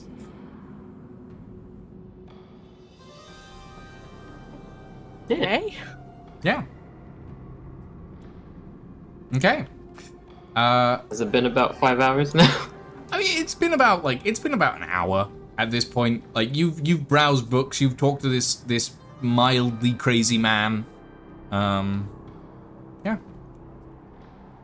Are you still just staring out across the desert, Darren? Basically, Just gonna do that for 5 hours? just kind of brooding. Okay. Brooding. Everything. All right. I have a lot of mistakes to think over. Alright. I guess I'll head back to where the repairs are being done. Okay. And are they being done? They are I being think done, so. as far as I know, but I need you to roll for it now. Now that we've completed that. Oh! little scene. Heck. So I'm So- rolling. Oh no, you're rolling with advantage, Lydia. Yeah, Lydia is rolling with advantage. The DC And you what want to beat skill was is it gonna- 18. You are using either sleight of hand or dexterity, I believe. Oh, they're both Um, 5, so. And a +2 because of the rune carving. Okay, so that's a So 10 15 plus 5. plus 5, so that's 20. 5. Plus 2 from the rune carving knife, so that's 22. Okay. It takes you a good few hours of like chipping away with the rune carving knife as like Prod pushes down on this heavy piece of obsidian to keep it still. Like, it's obsidian, but it slides on wood perfectly fine, so it would probably slide on sand perfectly fine as well. Eventually, you do manage to get like this rough runner shape. You manage to carve the bottom to where it's like nice, smooth, and like half cylinder, and you manage to mount it onto the sled as like Prod lifts the sled up. You mount it underneath and like attach it with the varying clamps and stuff that are there as you like remove the old runner and stuff. And by the end of the day, although it is getting relatively like late night at this point, like it's probably early evening to like late night, you have a functional dust runner. Now the innkeeper did say if you're gonna take it, take one of us with you so that we can bring it back. So Yeah. yeah, But it's probably too late to set out at this point anyway, at this time of night. it is quite late here. Yeah. One more So night. Yeah, we should inform the innkeeper of its readiness and leaving in the mornings. Okay. Yeah. Should someone sleep with the Center? sleep with the what? The bartender? No, someone Gerald. should sleep with the sleigh so that in case someone in the town feels a bit flighty and wants to go in the night. Yeah. Prod has trust issues. Yeah, well, I might as Bottle well make sleep. myself useful. Okay. I'll sleep on the sleigh. Oh, two of you are sleeping on the sleigh. Okay. Yeah, well, if we get into a scuffle, we want two of us. All right. two of you. Yeah, sleep one person on to the get sleigh. grabbed by a worm, and the other to shout, "Alert! There's a worm!" Fair enough. Buddy system. Yep. You both sleep on the sleigh. Do the other two head back to the inn? I guess. Okay. Question mark? Ingvar and Librarian, you both head back to the inn. You inform Gerald, the innkeeper, about the status of the sled, and he has a bit of a crooked eyebrow that he raises, which gives him a sort of like melodramatically surprised look. And he goes, "Oh, well, that's good to know. All right. Tell you what, we'll send Grub with you, tomorrow, and, he can bring it back when you're done. You don't mind?" Not at all. Sounds like a perfectly reasonable plan. Wonderful. Let me go, wake him up. And he grabs a bucket of water, walks to this pile of rags that's over in the corner, and just dumps it over the top of it. And you watch as this like pile of very now soggy rags gets up, and like it's still like only 2 feet tall, but you hear the words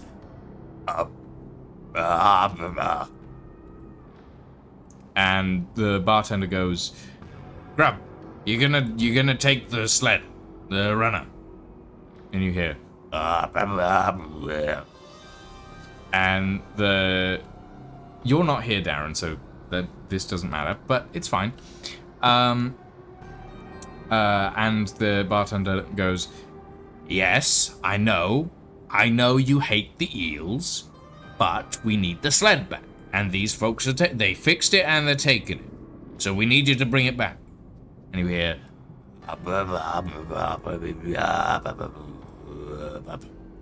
and the bartender goes, "Yes, I know. Just do it, and I'll get you well drunk next time you're in, all right?" And the figure goes, and the bartender goes, "Yes, the good stuff. Sure, why not?" And you watch as this pile of rags just walks out the door. Ah! Interesting conversation. Okay. Are you all taking a long rest? Yeah, sure. I do. Why not? Okay. I'll recover those spell slots Try. I'm not using. Yeah. Yeah, you all take. Prod, are we on a watch rest. rotation? Yeah, I think so. Okay. Or we could just both kip on the thing, because we'll know if someone tries to nick it, because we're sleeping on the sled. Yeah, but we might not react quite as quickly as we potentially might need to if both of us are asleep. Good point. Alright, rotation it is. Okay. Everybody gets a long rest, and as the morning crests over the Ashfold Plains, you all meet up at the sled.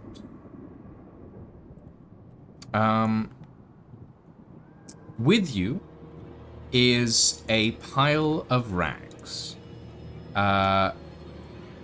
You are fluent in Dwarvish, are you not, Darren?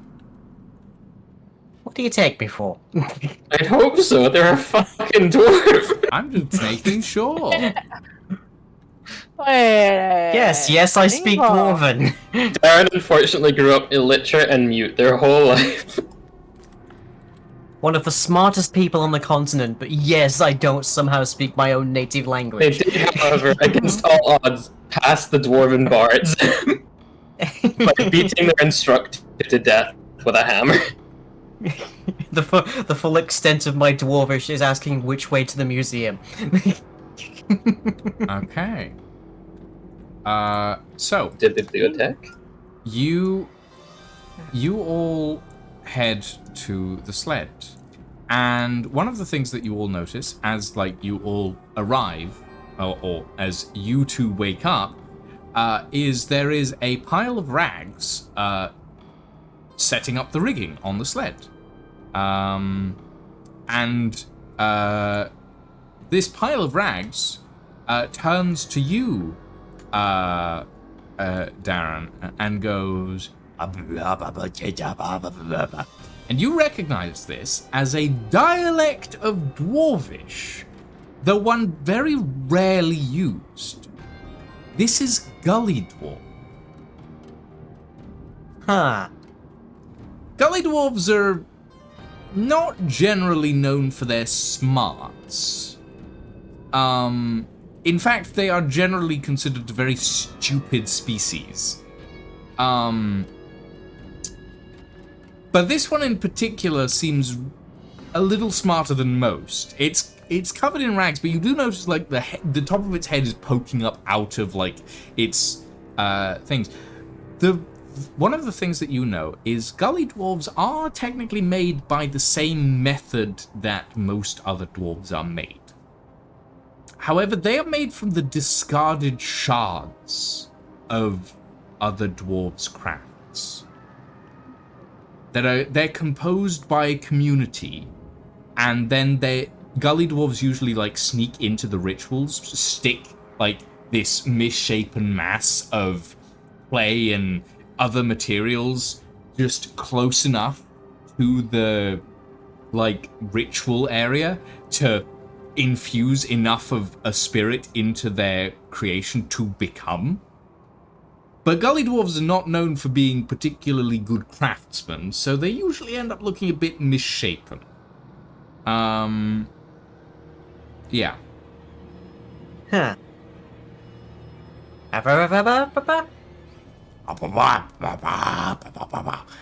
The translation roughly is, I'll be your Good day, navigator. sir. What? I thought it would just be like, oh, the actual language sounds fucking awful, but yeah, what they're saying is very eloquent. No, the language sounds awful, and what they're saying is, doesn't really, like, it's very rough. It's a very rough-hewn language. What you basically get is, I'll be your navigator, and I'll bring the sled back. How the fuck do you speak Gully Dwarf? Oh, we used to speak it all the time, down through some of the mines and parts of the darker alleyways when we were Skyping off school, or as everyone else hears, I know Dwarvish. I know what they're saying, kind of. How much of Dwarvish do you actually know, and how well do you know it? Because Gully Dwarf is a very obscure dialect of Dwarvish. I gotta say, Ingvar would know of Dwarvish, but he's never met a Gully Dwarf, so... Ingvar gets, like, every sixth word, basically. Because, like, all the words sound very similar. And then, like, the Gully Dwarf sort of gestures to various bits and pieces, like pointing out riggings, and he starts instructing you, Darren, as to how to pilot this thing. Essentially. Right. Lead the way. Okay. You all board the Dust Runner. And as you do, I would like you... Like, I'm assuming you are departing now, basically. Pleasing God. Yes. You all board the Dust Runner. I would like everyone to roll me a group survival check with advantage because you are using the Dust Runner, basically. Hit? Okay, so that's 18. That's 21. 16. It's a 9. That's a 9, but I'm gonna re-roll this. I'm gonna Okay, re-roll you're it. using luck. Okay. My luck. Using your luck. Using my luck. There we go, 17. Okay. Right. You all start sledding your way across the asphalt.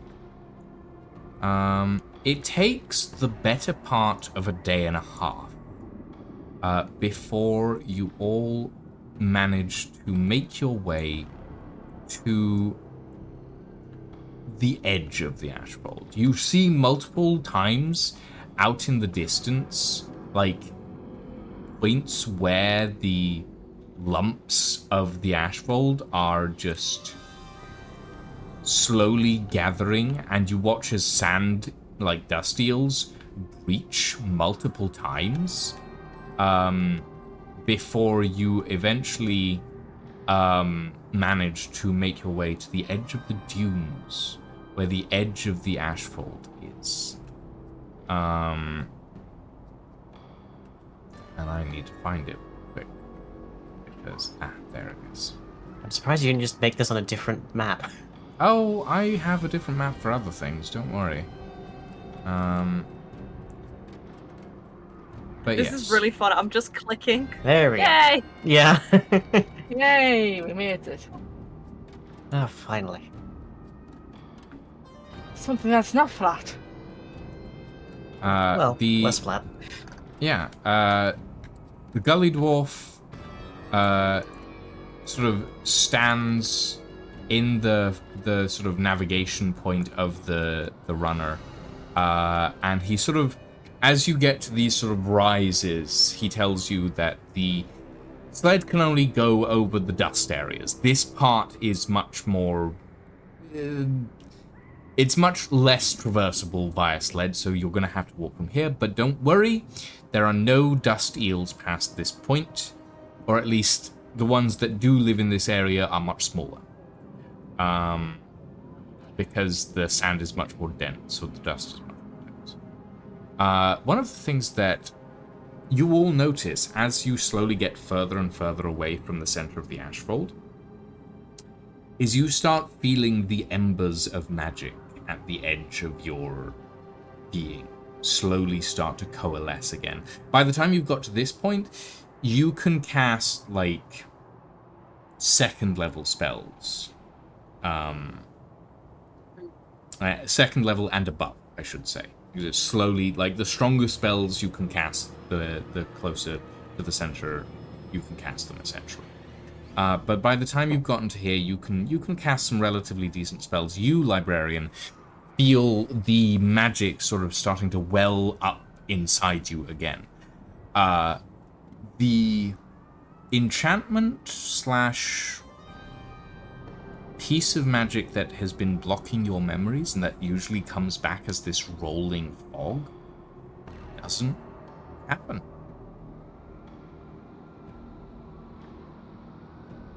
Ooh. Interesting. Yeah. I want to open the index and check if my writing's still there, if they've written anything back. Nothing's been written back, but your writing isn't there anymore, which is normal. It's usually written, and once it's communicated, it disappears. So. Okay. Prod, you feel your armor start to re-energize as you get to this point. The bandages start to wrap tight around your muscles once more. And you all, in varying capacities, you all feel your magical items start to return to the fullness of their power. You, Darren, do start to see the faint glimmer of magic around your companions once more.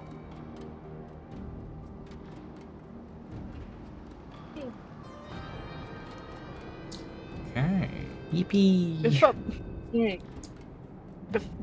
Before the Yeah, but before he turns back to go home, I shall give him the standard traditional farewell of safety on your travels and may the gods below favor you. Or, as it sounds to everyone else, bah! Yeah, yeah. You hear a relatively Gully Dwarf is a lot simpler of a language than General Dwarvish, so you hear a relatively similar goodbye, though it's less may the gods below favor you and gods below you. There's no favor in there. They don't really have a concept of good or bad. It's just may the gods below you. May the gods be below you. As some people would say, may the gods be above you. In Dwarvish culture, it's more may the gods be below you, sort of thing. Raising you up through the earth. And you all watch as the Dust Runner turns, catches the wind, and speeds off across the dust of the Ashfold, expertly maneuvered by the Gully Dwarf. I was Gully going to give him Dwarves the are lump. not good at many things, but this one seems to have mastered the navigation of this particular craft quite well. Because it seems to be it's the only thing he does, basically. So, yeah. I was going to give him the long forgotten bottle of moonshine this thanks, but never mind. He's gone, I guess. He didn't wait. He's he doesn't really want to be here. One of the things that you caught on, as you were talking to the Gully Dwarf, Darren, though they don't have a word for Necroneer, you did hear the term City of Death. So you get the Keep feeling that one that to they myself don't for the moment. Hmm? I'm gonna keep that one to myself for the moment. Yeah, you get the feeling that they don't really want to be anywhere near this side of the Ashfold, basically.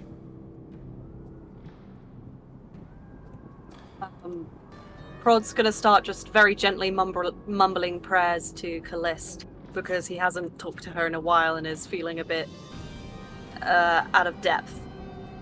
Yeah, I mean, that's fair.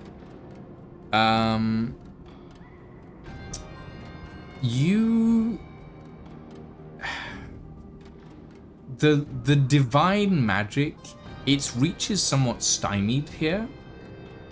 But you do manage to get a few faint trickles of, oh yes, this is the thing, this exists, this was my fault. In that the Ashfold is Calliste's fault. She created it. And you know this. I know this. I'd be like, I may be. Prod genuinely believes that Calliste could do no wrong, and has never done anything wrong in her life. And I'm like, it may be your fault, but it's all for good. You are divine. You are just Okay. being really obnoxiously spiritual about it. Yeah. You do get small hints in the background of not just this is my fault, but they deserved it. That little dark shard of Calliste that comes through on occasion, that little piece of grief goes, they deserved it. There's an anger in there. But it's just a feeling. Fleeting and immemorable. Okay. You have been informed that Necroneer is probably a good day or so's walk. Even from the edge of the Ashfold to the gates of Necroneer, it's still about a day's walk. But as you sort of crest a dune, you look out on the horizon, and you see the broken spire of the Cathedral of Necroneer far in the distance. Yeah. I'm going to need another survival check as you cross the remains of the desert here.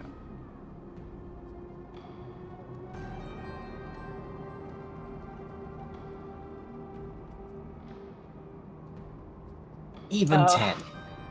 Okay. 7. Okay. 21. Ooh. No, find my tails. Fire. Survival. I love that I'm Do I rolling get really well, and one day I can't use any of it for spells. Hmm. You do not ignore get this because I advantage just on rolled it this with one. advantage. Yeah. Yeah, ignore that. Ignore that.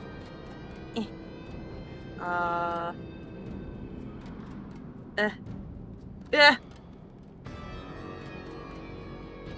19! Wow. An even Didn't need the advantage, apparently. An even spread. 2 successes, 2 failures. Successes prevail. You guys start to make your way across the desert.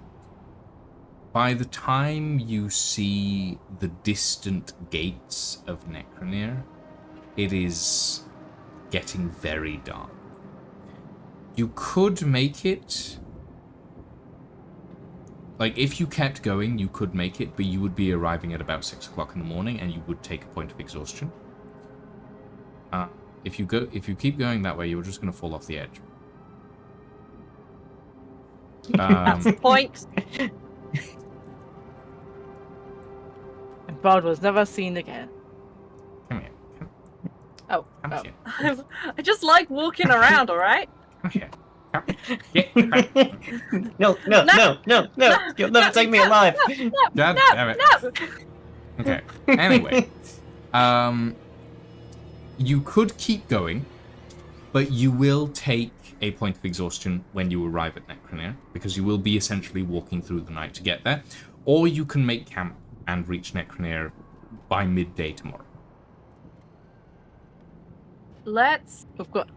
I'm going to say let's make... camp. Yeah. Let's make camp, Okay. but on a stone area where we don't think the worms could get us, essentially. Okay. The eels. Yeah, Yeah, Tremors there's- rules. There's a few crag-like areas around that you could settle on. Yeah, 'cause we- Do you... Also, no fire. idea what- Yeah. I was going to say, do you want to start a fire? Do you want to do, like, you want to consume rations, hot or cold? Etc., etc. Cold rations. We will not start a fire because we know from the other guys that the eels are attracted to fire. And we're gonna try and put quite a few like blankets or like whatever we can on the floor so they're not attracted to our body temperature. Okay. I am going to quickly roll for the eels. Because of the precautions that you set, the DC for the eels is going to be a 15. If you were using a fire, it would be 10, essentially. So let's see if the eels sniff you out. They do not. You guys managed to... Are you taking watch, I'm assuming? Yeah. Probably. Mm-hmm. Okay, who takes watch first? Prod will. Okay. As the sun descends on the horizon and you snack on a little bit of jerky, Prod, you sit in contemplative silence as your armor reawakens around you, and you... It's been strange not having your armor be awake recently.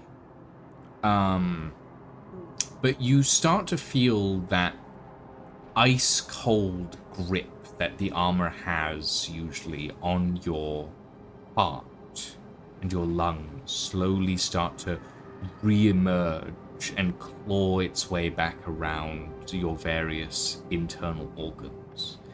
That sort of cold sensation, that chill of death magic as it brings itself back from the brink of non-existence. And you hear the armor say, "We grow closer and closer to the sight of betrayal. Why It's do you nice to hear wish your voice go again, old back?" friend. You hear the armor say, "Why do you wish to go back? This horrid place."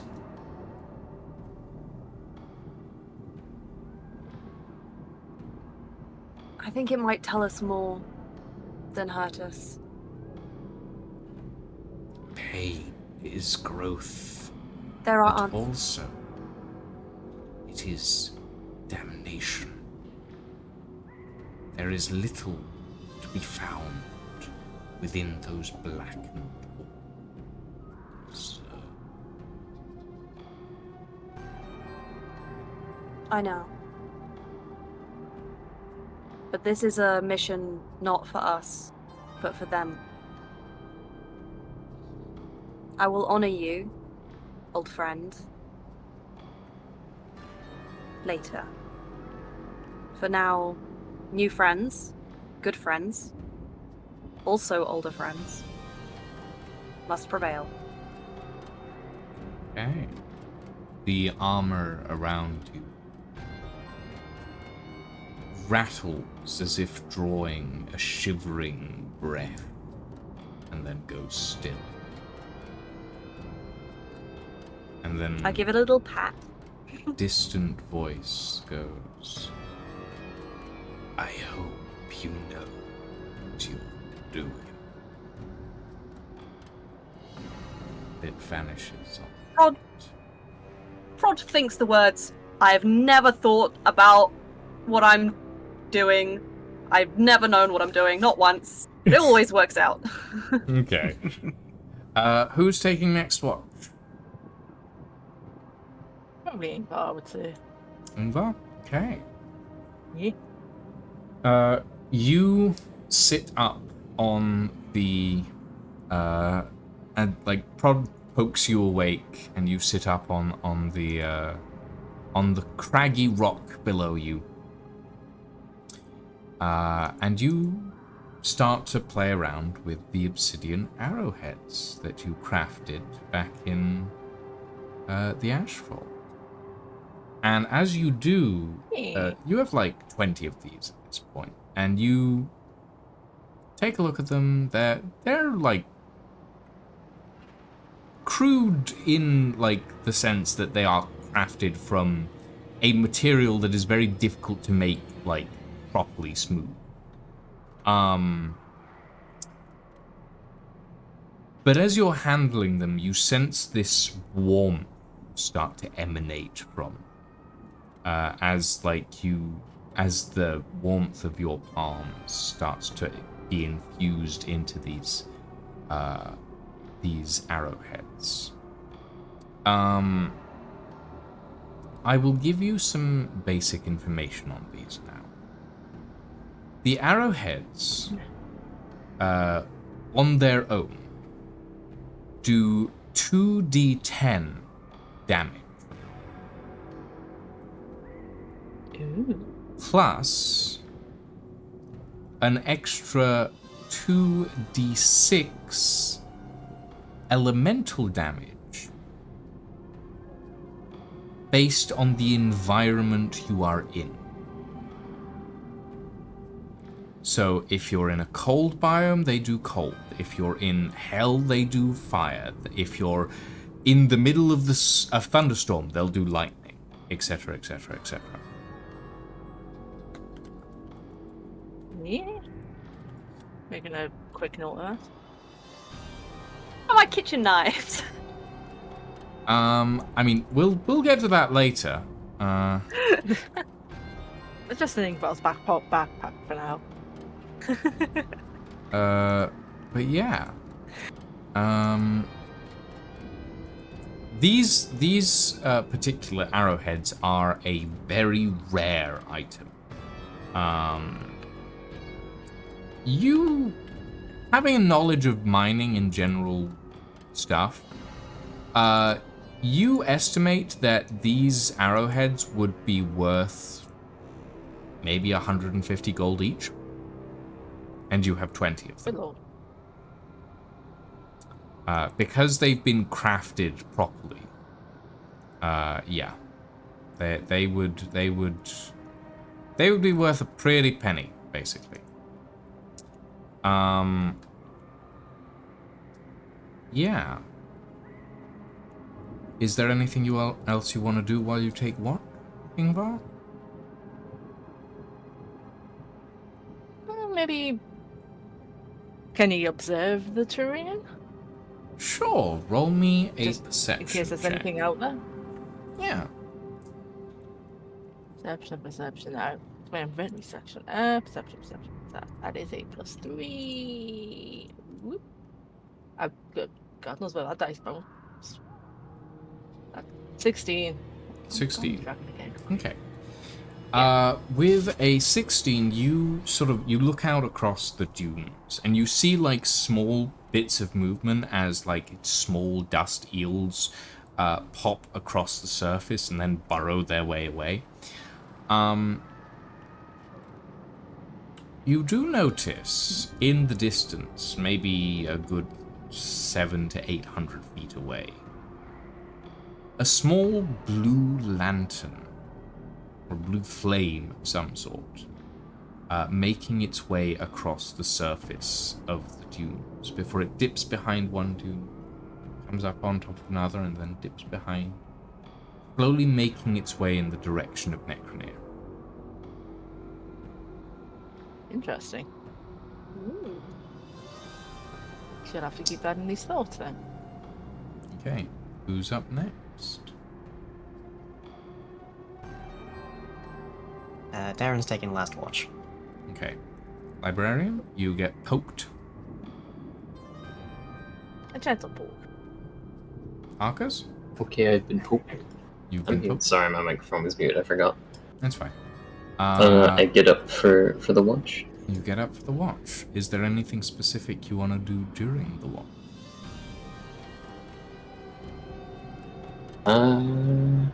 Yeah. I would like to spend 10 minutes, and before I do this, I want to leave my observer here, but I want to step into the library. Okay. So you're doing the 10-minute ritual cast for this, right? Yeah. Okay. Let me quickly pull up the stuff. God,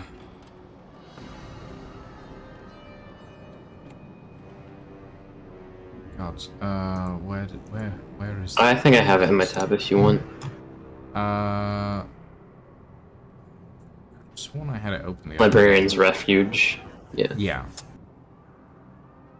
Let's see what the 10th level, or not 10th level, but yeah, the 10-minute one is.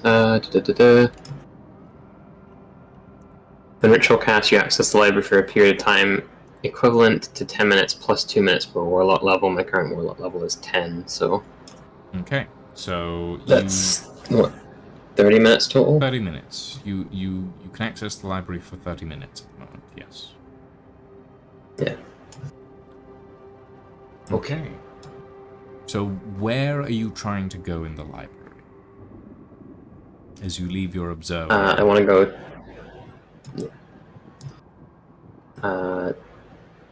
I want to go to Dulia wherever they are. That's like safe, so like one of those hologram statues in the reception again, probably. Okay, so you're not going to the central chamber. You're going to... No, I'm going to some way that I can still correspond with her safely.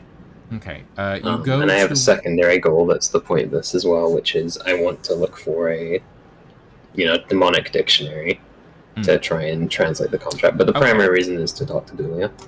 Okay, so you you summon this sort of arcane gate. It still flickers a little in this area, but it is actually existing. It's not entirely stable, but you do manage to push yourself through into the space of the library. You enter into a section of the library that isn't the entranceway. It's not the entry hall, but it does have a little alcove that has a small pedestal with a miniature version of Edric Vox standing on it that goes, "Well, hello there. How can I help you today? What can the Praxis Grand Library get for you today?" Like, in the last section of that sentence, the librarian just kind of waves a hand and it cuts out. It's kind of like, but we're not doing this again. Julia, can you come out?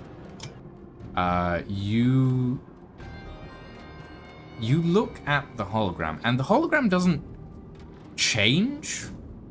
Edric is still there, but his visage kind of freezes. Like, his expression stops.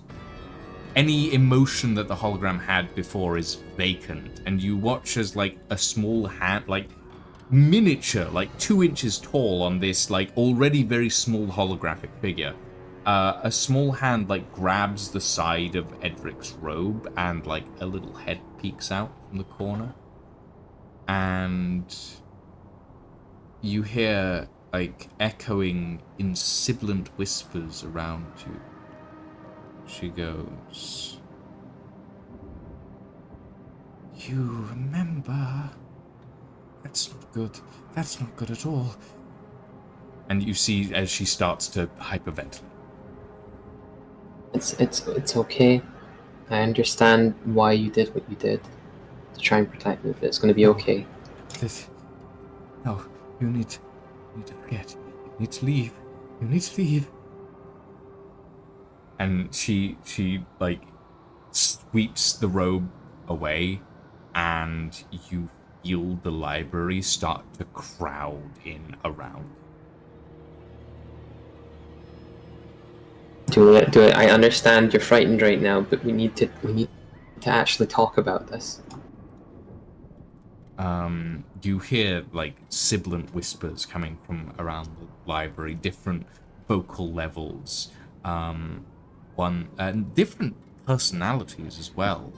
As one goes, "You must leave, you are in danger," and another goes, "Library is no place for you," and another one says, "We are trying to protect you, you must leave." And you hear another one goes, "Stay. Please stay. Please."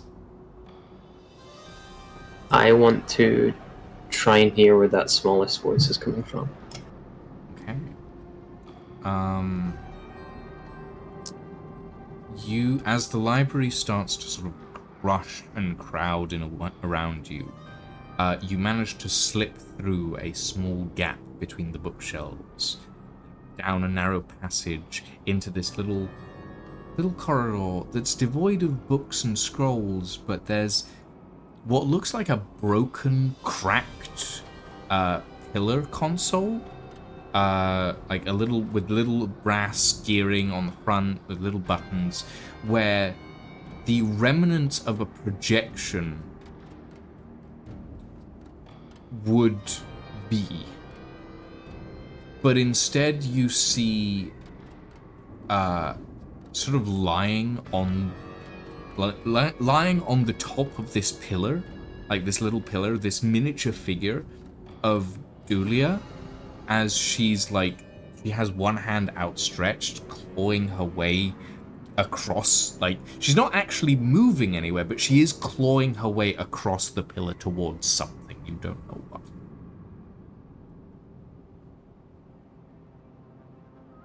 Oh, poor little Julia. I immediately kind of rush to her side and pick her up. I mean, you can't. She's a hologram. What is it you need? I try to still. You try and pick up this 2-inch hologram, and you fail. It's literally just on a small hologram pedestal that you're seeing this. She doesn't seem to respond to your, like, existence. But one of the things you do notice is that this display console doesn't have a Vox on it. Doesn't have an Edric on it. It just has Dulia. And every other display console you've seen in the library usually has a Vox on it, or like a display of what the library contains, an index, that sort of thing. This one doesn't have any of that. And you notice, like, at the back, there's like this small like casing that's cracked open and is like smoking slightly. And like as you reach the pedestal, you watch sparks fly out the back of it, and then the image cuts out again. And you hear, "Please don't go. Please don't go." And then louder, "You must leave." And then from somewhere in the distance, you hear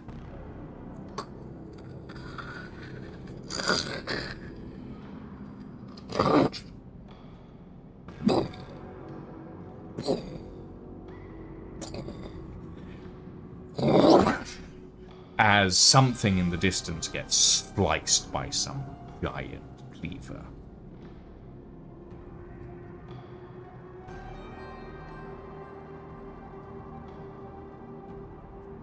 I am going to attempt to repair the pedestal. Okay. Roll me an Arcana check.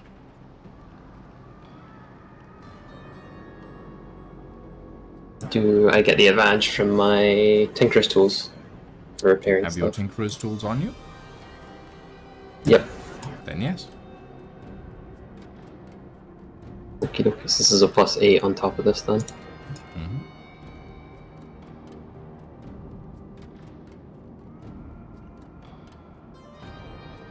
So that's 17 plus 8.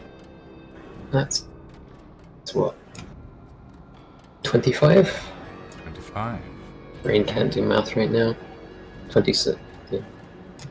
You open the back of the console and you see like sparking Arcano tech. Just, it's melted and it looks like it's been, well, it looks like it's something like smashed into it basically. But you start fiddling with some of the wires and it takes you a good 10 minutes, but eventually you manage to turn the console on again. First thing you see is this isn't one of the Edric pillars, this is one of the Index pillars. And these are different things. Because the Edric pillars are basically informational points, but the Index pillars are for librarian use only, essentially. And these contain a full index of the entire inventory of the library. And you sort of press against like a couple of buttons, and suddenly the image goes from this shifting text screen to Dulia, standing, or not standing, suspended, about 2 inches off the platform of this tiny little circular platform, about 2 inches off the top, suspended. You can see like her shoulders are pulled up. She looks a little bit like a marionette. But she looks up at you, like up at you directly. She can see you now. And you hear, "Father?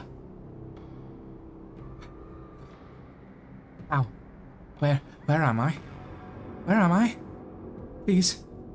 Help me. Help. And the console explodes. I'm coming.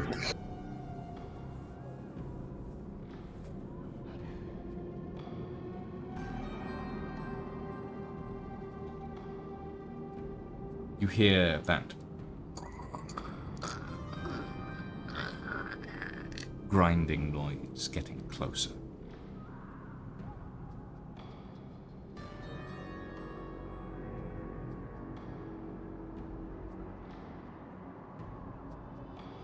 I am going to look for the book that I came here for. Okay. Roll me an investigation check.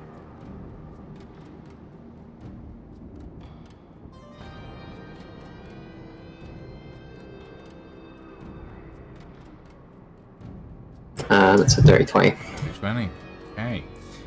You do manage to find the book that you're looking for just in time before the spell ends, and you're shunted back into the reality that you know. And just before, like, you reach for the book, you grab it, you look to your left, and you see rounding the corner this massive black iron suit of armor that is dragging this giant, wicked-looking blade. And it turns its head towards you, and you see that its eyes flare with this deep crimson color. And it lifts the sword and points it in your direction just as you out of the library.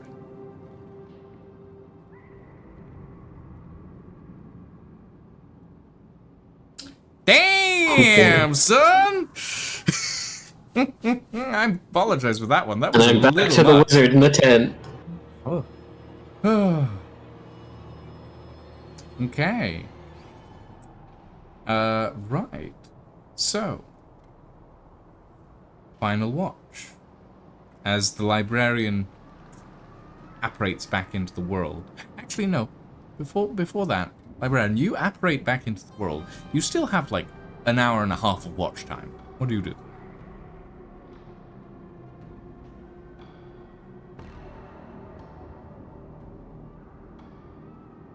I am gonna probably quite quietly cry to myself. Yeah, that's fair. That's fair. Darren, you are awoken by a Arcus that has been very clearly crying. Like, there's tear tracks down the front of his face. Huh. Which form are you in, Arcus, now that you're out of the anti-magic zone? I'm back in my regular form, not the librarian one. I'm very much in Arcus's form. Okay. Ginger hair, pink skin. Got it. Yep. Yeah. Okay. I've just been completely in the nude this entire evening because I do not give a damn anymore. So I will just uncurl around the admittedly rapidly declining volume of gold that I have to sleep on. And just kind of like skulk or stalk towards Arcus, just like half awake, staring, and just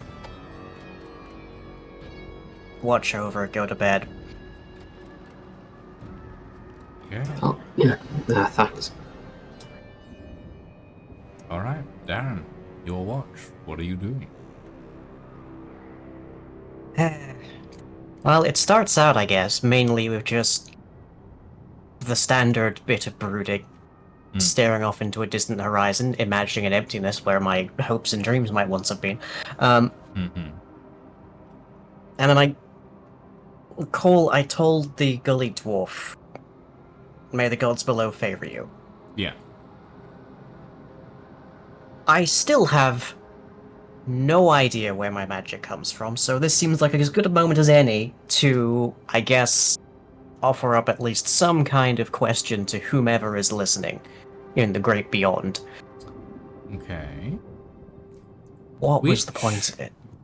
Which of the dwarvish gods are you offering a prayer to? Like, any, or...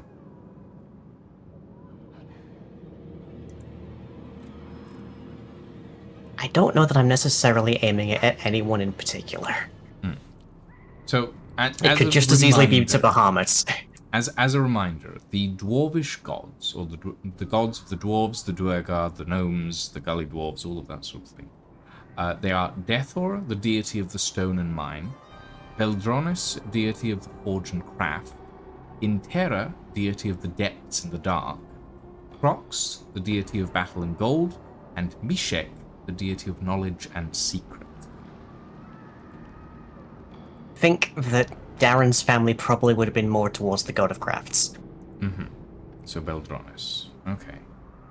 So you offer up a well, is it a prayer? Is it a supplication? Is it like just yelling at the world?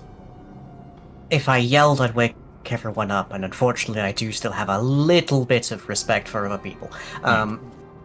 So it's mainly just a question into the darkness, essentially. It's like, if you're listening, I would like some kind of idea of what the hell is going on and why I did all of this. Okay. And if you're not there, then to the hells with you. Roll me a religion check. Weirdly, one of my better rolls. Oh, that just put that perched so perfectly, but only 12. Yeah. Okay. 12. You don't necessarily get an answer. But you don't necessarily not get one either. Gods are weird. Communication with them is patchy at best. You definitely don't get an answer from the deity of the forge and craft. While, like, recreating your body is technically a kind of forging, it's not really where they lie. But in the depths of this night,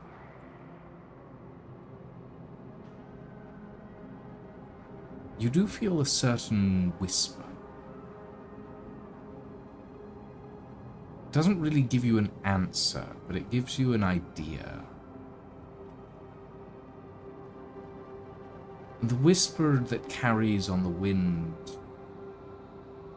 brings with it the emotion of everything happens for a reason. And that reason may not be clear to you now, but you set out on this path for your own choices. The gods have nothing to do with that. But they're happy to watch over and make sure that you're not gonna fuck it up. And so far as they're concerned, probably haven't fucked it up yet.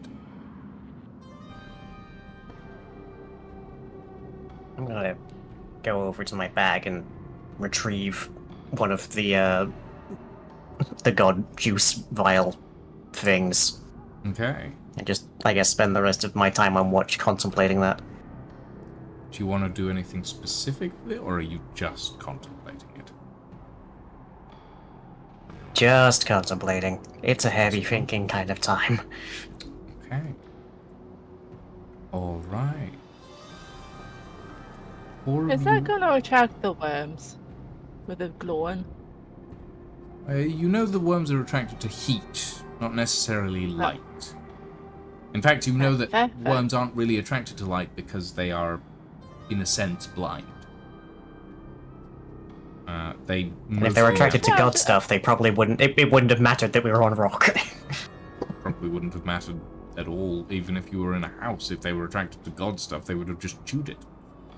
But yes. 4 of you awaken in the morning. Prod, you had a relatively restful night's sleep. Ingvar, you had a pretty decent night's sleep. I mean, it was a hard rock, but you were used to sleeping rough. Yeah. Darren, you watch the others awaken, and you're having this think. You all watch as the librarian gets up, and there's just hair tracks down his face. And he's holding, like, a book, but he looks terrified and lost and confused. Yeah. Good morning for everybody, right? Does the librarian need a hug? Prod picks up the librarian and just sort of... What's happening here? Yes, Prod? You are getting a hug from Prod. Okay. Okay, let's go to Necroneer. Are you okay? I saw my daughter again last night. Oh, crap. And I'm assuming that's not a good thing. I remember pretty much everything now. And where she's at is not a good place to be. And I saw her call out to me and I couldn't do anything about it as her father.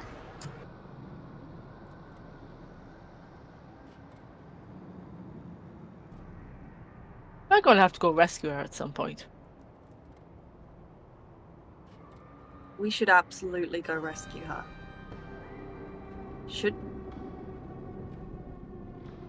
Do you know what it might take to go and get her from wherever she's being held?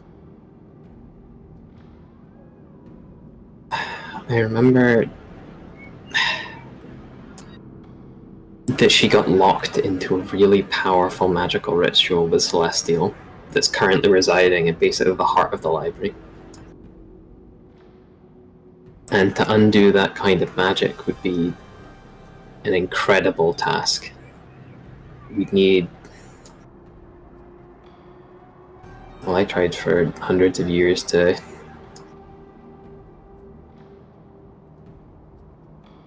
I have some notes, and I have a plan, but we can't do it right now. Which is the most frustrating thing about it. Can you roll me a wisdom check, librarian? Or a wisdom saving throw, actually. Uh-oh. Remember, if you're in 10 feet of me, you get +2 on that. Okay, I'm within, I think, 10 feet. It looks like 2 squares, so sure. You are. I just gave you a hug, bro. I mean, actually, yeah, you're hugging me, so it doesn't even matter. I'm going to say you're being totally How much do I get from you? 2, so that would be a 15. At 15, yeah. Like Okay. charisma. Carry on. I had a plan, but we need to sort a couple things before we can try that. I don't feel confident taking on what's in there right now, even with all of us, and I can't even get all of us into there. So we should all be on the lookout for things that would help us get in there. We need a few together. things. We need a powerful magical artifact, probably. We need a door to the library, because I still can't summon one that can take us all through. And I need to be at the core of the library. So basically we need to fight whatever is roaming the halls to make it safe again before we can even attempt that last bit. You know, Right. Ingvar's just going to come over real quick and just go, I know it sounds a lot, but I promise you, from one father to another, we will get her out of there. Librarian just kind of puts one hand on your shoulder and says, "Thank you. That genuinely means a lot." He just gives him like a small nod. Hey. Can I be put down now? I think I'm emotionally stable enough. Prods puts you down and starts to... Prod's having an emotion, but only because you're having an emotion. God's having sympathetic emotions. This is my emotional support translator. Yeah. You did get a book, though, librarian. I did. Yes. 1 second, I had a good name for this. I am... Darwin Davenport's Extensive Dictionary of Demonology.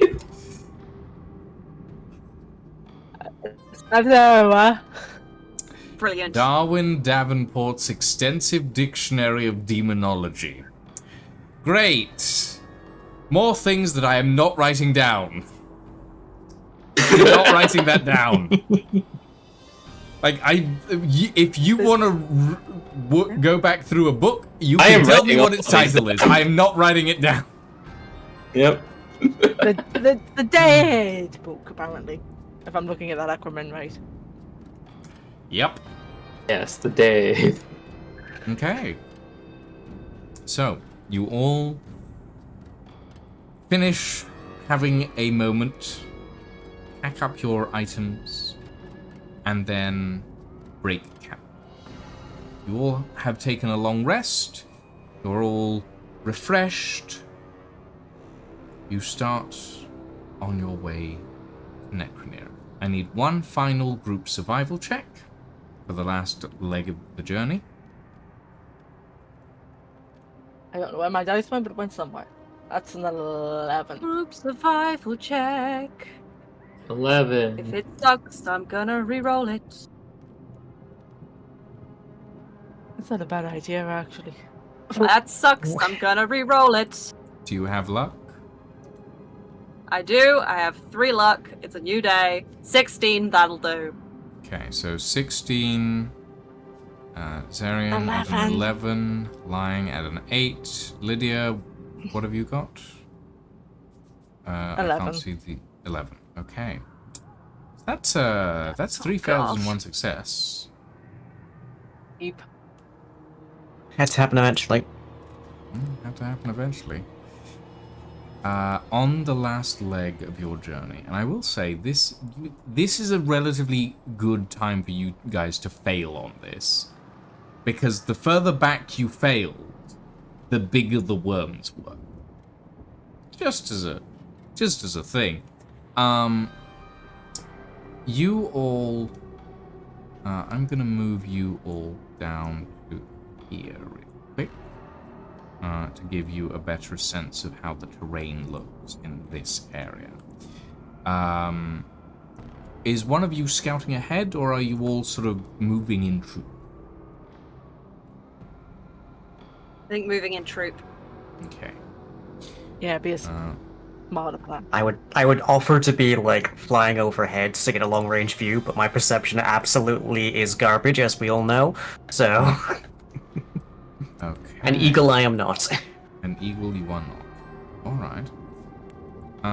In that case, as you all make your way across the last pieces of the border of the Ashfall,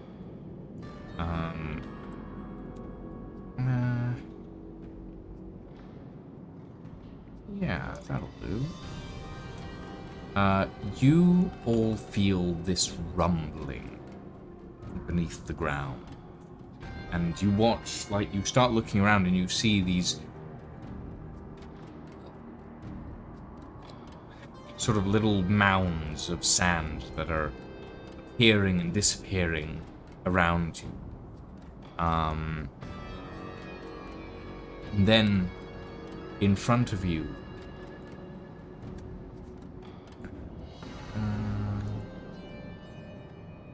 let's get this size right.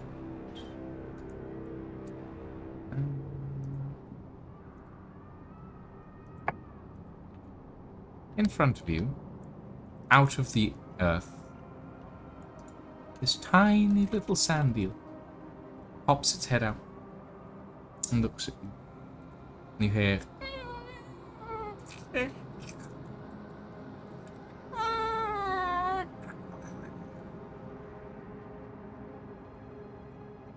it's very small. Oh, Only like a about baby. 2 feet long-ish. Can we keep it? No. Pet, pet, pet, pet, pet, pet, pet. How would we even keep it? Animal handling. Go. Yeah. How about And filling then- up one of our backpacks with sand and taking it with us? Because you have the Oh, that's a alert genius. feet Idea. No. flying. Because you have the alert feet, you don't get surprised by this. You all hear Everyone back away from the tiny baby. Oh, As- is Mama coming over? Okay. from the left Yes. and from Everyone march the towards the right tiny baby. and from the front. Whoa! 3 massive sand eels, dust eels, erupt from the ground And you hear as 3 dust eel juveniles appear from below the sand. I need everyone to roll initiative. Yeah. Hey, Ooh. where's my initiative? Where did you go? There we go. That's the initiative button. Bing. 8. Oh, 22. I got nat 20. Nice. Okay. You win the combat automatically. I won the combat. They're all dead now. Instantly. That's how it works. Funny how that works. Wonderful. I'm so speedy I get 2 turns. Okay, so, what was, hold on, 25 to 20. 22. 21. Okay, so, 22, 21, 20 to 15, 15 to 10, 10 to 5, 7. 8 and 7. Okay. What was that, Alfie? Yeah, Yeah. I got 8. Uh, But I stand let by. me,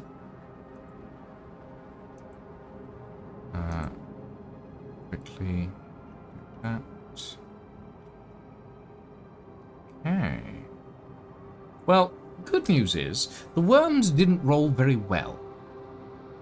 Bad news is there's 3 giant dust eels that are very interested in having a snack. So, up first, Arcus. Oh boy, oh boy.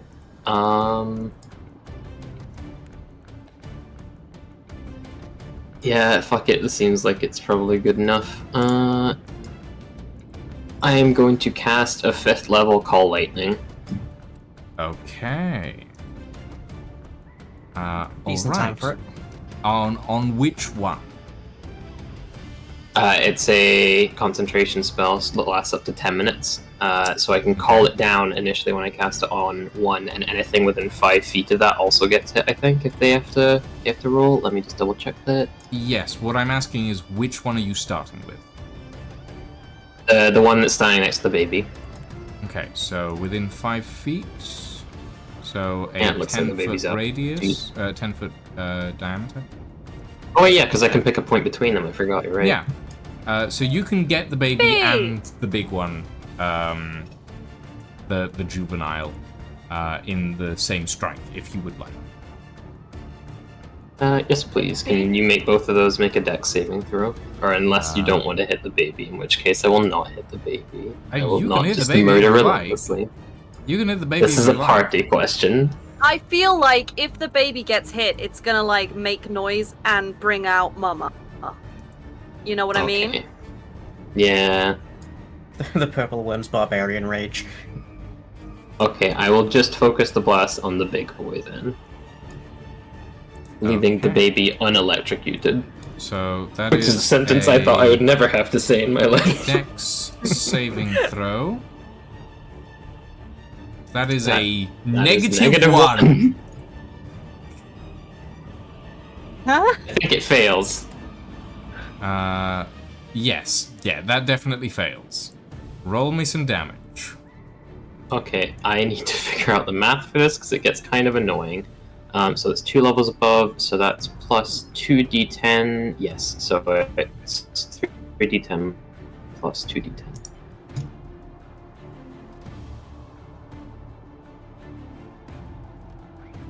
Five d10. Smacka. Hello. That is 32 damage. Damage. All right. So that would be Purple Worm A takes 32 points. Nope, Oops. I am putting that in the wrong. There we go. Minus 32. Lovely. Okay. Bonus action, or is that everything? That is everything. Okay. Darren, you're up. With Prod on deck. I'm trying to think. Is there... I'm going to cast Mage Hand, just to get that on the go. Mm-hmm. And... let's see... There's definitely no way I can get any of these things in, like... in the same AoE, so I'm just gonna focus the closest one, I guess. Okay. I will... Is toggling my flight a bonus action? I can't recall. It is a bonus action, yeah. Right, I will toggle my flight, and I will start moving towards the closest one. The Which is closest about one. 28 meters or so away. I mean, the closest one is this one. Yeah, that one. Okie dokie. So you move about 20 feet. You are flying, so let's actually set you to be flying. There we go. Okay.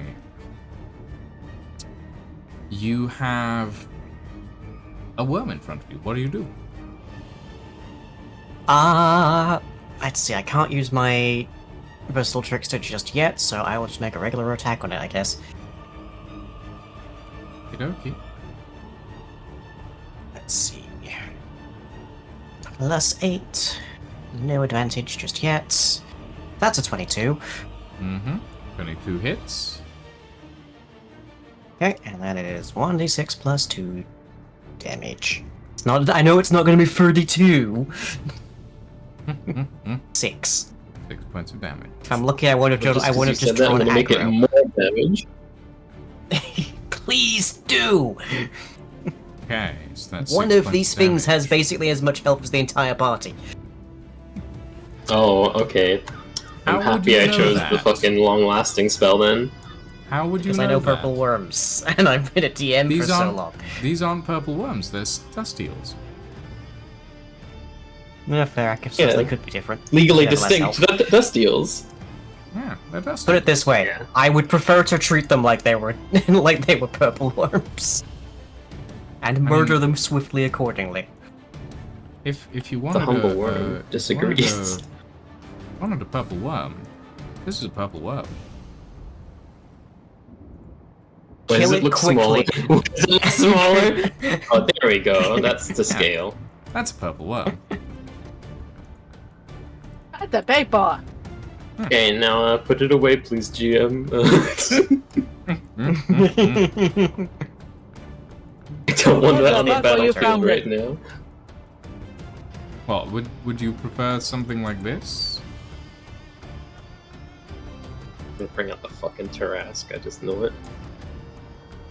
Yep. Oh, no, it's a what's that gigantic boy? O2.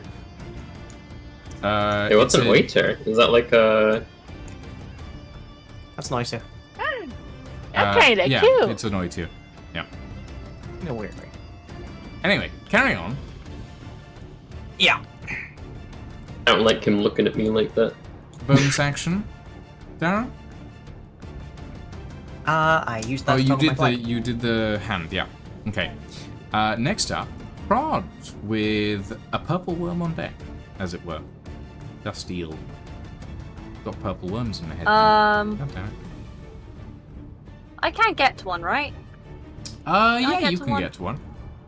Probably. What's your movement speed? 30. So, yeah, you can get to that You one. can definitely get Yeah, within I can attack get range to of where I am. You can also get to Maybe get to the other one. the other one behind The south you. one. You cannot get to the one in front of you, I don't think. I'm gonna go for Yeah, the the one one that's in front of currently you is being the blue attacked bar. because less worms are better worms. So I'm Okay. gonna move exactly 30 feet. Mm-hmm. I'm gonna hit it with my swords, which fucking work because we're out of the zone. Okay. And I'm gonna... That's on my first attack. That's 21 to hit.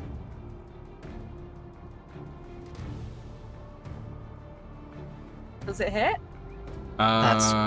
Yes. Close to what I rolled, so. Yes, that does hit. Sorry, I was adjusting something. And on the second swipe, 30 to hit. So I'm That will assuming also that's hit. it. Which would be Blades of Jamatus. You 22 plus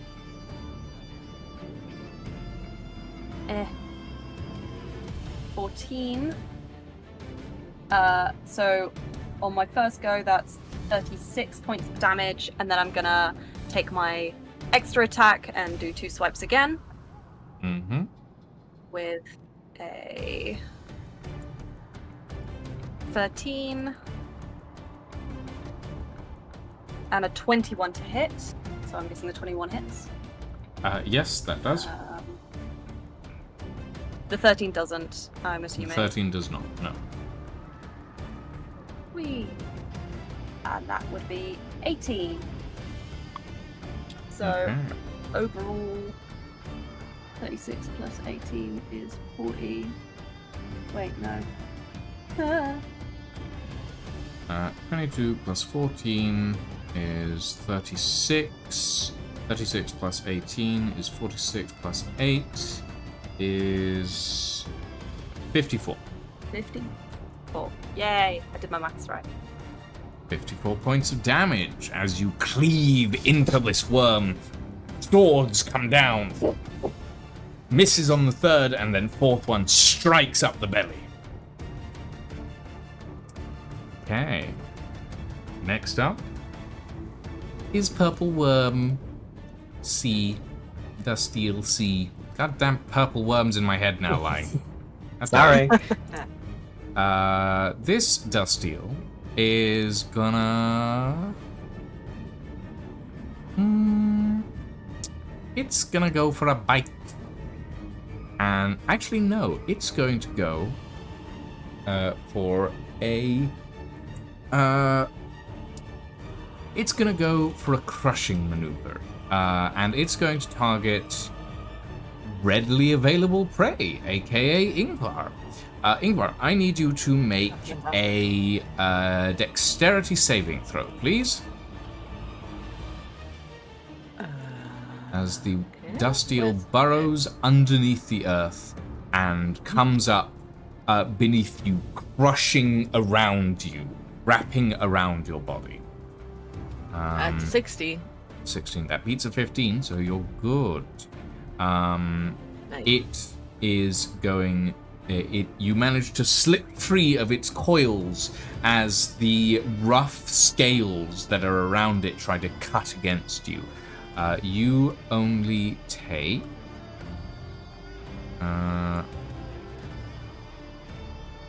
8 points of slashing damage and are not restrained. Which is nice. Yay. Now it's your turn, Ingvar.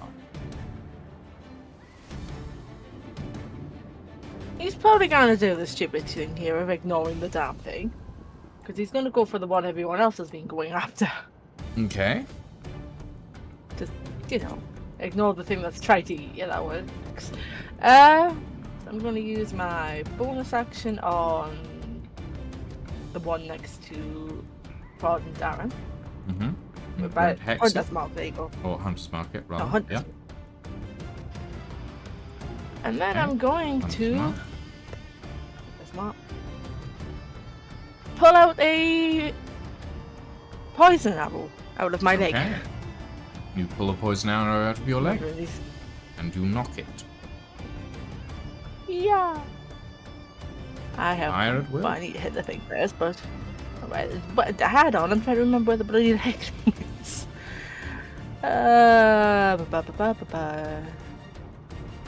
So I need to hit it first. So eat. That's a 24. 24 will hit. Yep. Neat. And then for the second arrow, because you double an arrow and all that good jazz. Well, the That second will one's not gonna hit. So one arrow is two dicks. Jesus Christ. 2 dicks? My god. I didn't know you Oh were my. firing Well, dicks. I don't know much about worms, but they might. Not even like sharks. So 2d6 for the bow, and then 2d6 for the arrows, and then 1d6 for the hunter's mark. Jesus Christ. That's a solid. 29! 29 points of damage. Not bad. And second attack? Yeah, the extra bonus, extra attack. So that's 1. That's 29. Okay, that'll hit. And then... And 21 for the other arrow. That'll also hit. So 1, 2, 3, 4, 5. Because I'm still using poison arrows, so this is for the first arrow. I'm keeping a track of these things. 2, 3, 4, 5. That's Okay. 16 for the first arrow, and that's a lot of d6. No, well. So that's 16 and 18, I think? 16 and 14, so that's 30 altogether. Okay, 16 and 14. So, yeah. So, that's another 30 points of damage, bringing you to 59 points of damage in one round. Very nice. Anything else? No, because I can't summon Kaz because I used the bonus action for Hunter's Well, Mark. Kazuma so- hasn't been put away. Kazuma's still out. I thought I had to summon him like every fight. No, I mean, you summon him when you want to summon him, but you've been in an anti-magic zone this entire time, so you haven't been able to put him away. Because he's magic. Oh. He's been a That's little better. dumber, you've noticed, in this zone. A little less Aw. smart dragon, little more dumb dog. Pop, pop. Baby.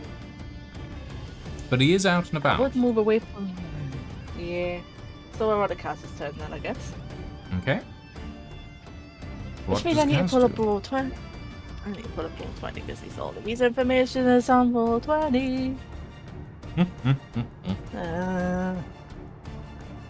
I never think about it because I just use Adventurous Codex for everything else. Because I don't like roll 20 much. Oh. Come on, load a bit faster. Kaz.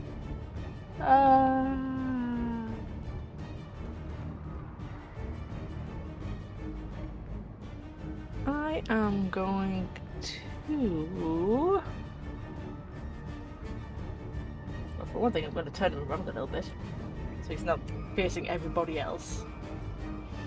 And then he's going to attack the one that's closest to him. Mm-hmm. And strike of his essence.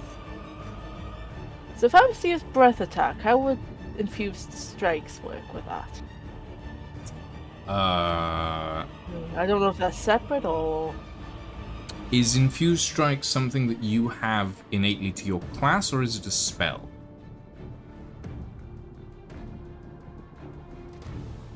Hell if I know.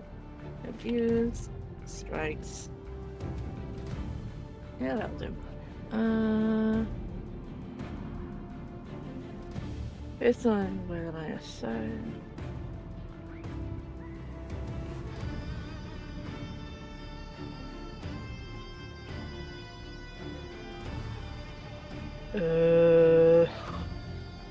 This does not help.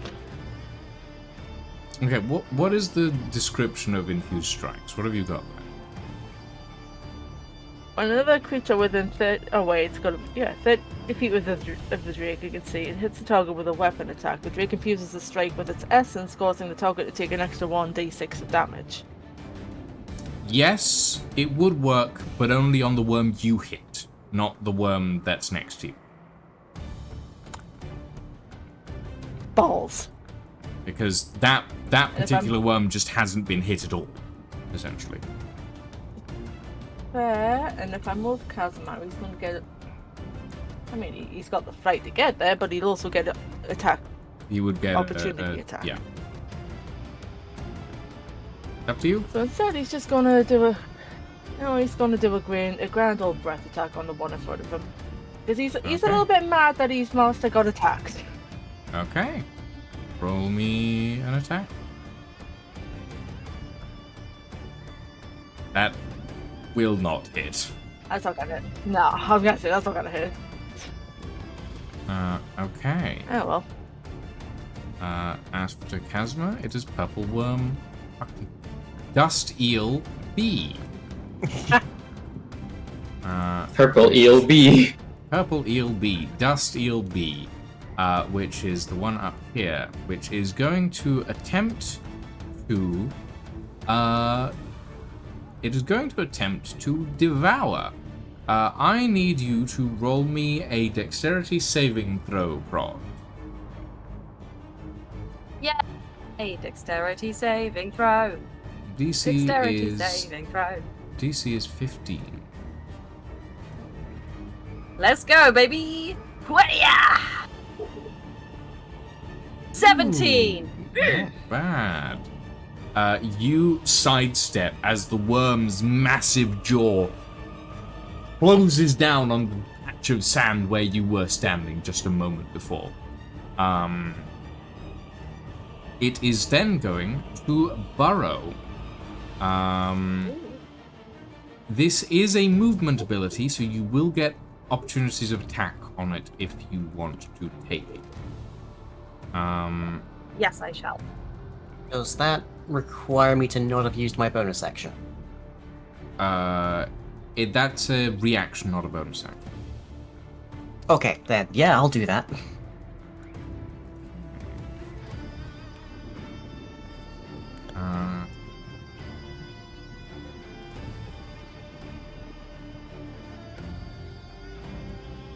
That will not hit. Rob, are you taking a swing? Yes, I am. What can I do as a reaction? Because I know I can hit them with my sword, but is that both swords or just one? It would be one sword. Okay. Do I have to roll to hit, or is it just You have damage? to roll to hit. God, imagine if it was just damage. We'd have died years 24. ago. That will hit, though.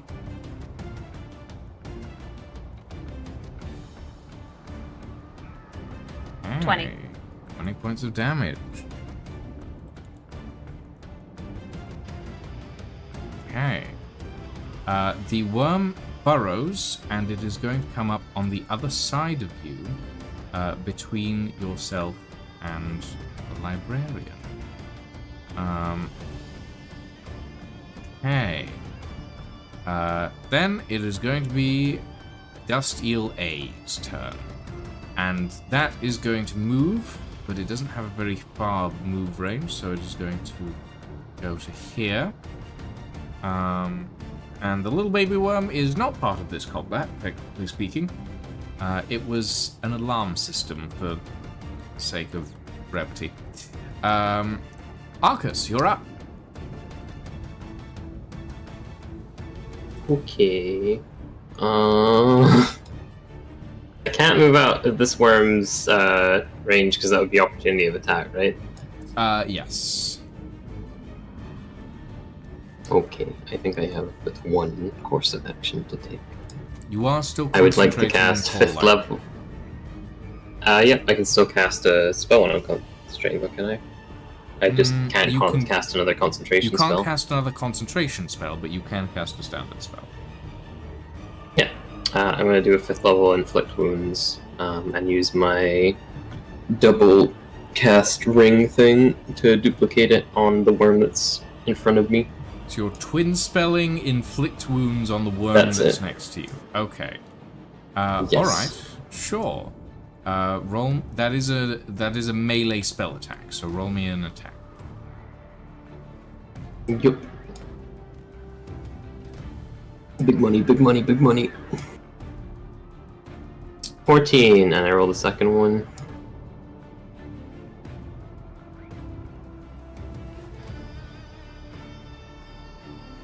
So one 21. of those does hit. One of those hits. Okay. Roll damage for one of them. Let me figure out how much damage that is. Also, I'd like to append my fucking index extra lightning damage for the day on this.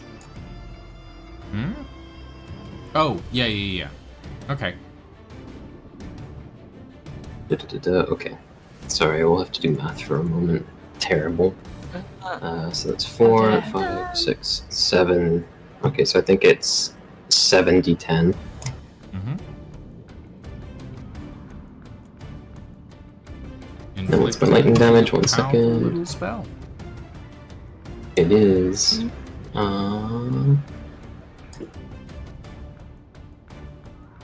1d6 lightning damage per spell level to each spell starting and casting 2. So this is a 5th one, so that's plus 3d6 lightning damage.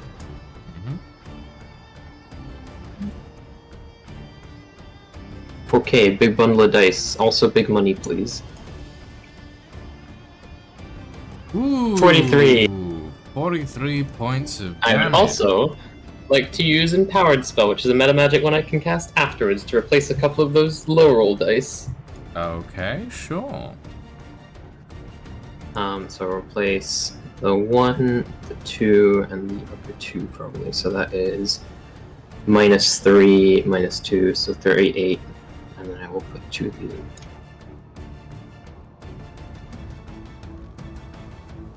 So it's 38 plus 19! Okay, that was worth it actually. Nice. So 38 plus 19. Whatever that is. I think that's 57? 57. Okay. Yeah, 57 This damage. this particular worm is not looking particularly happy. You have lacerated this section of its body, and it's like it has this undulating visual, but this one's kind of like more like I'm gonna fall over now, kind of undulating. It's not looking good. The other two are looking pretty alright though. Okay. Any bonus action? I would actually like to give it opportunity of attack and move away at my full movement. Okay, where are you moving to? Let me see. So I have 30, right? So. Mhm.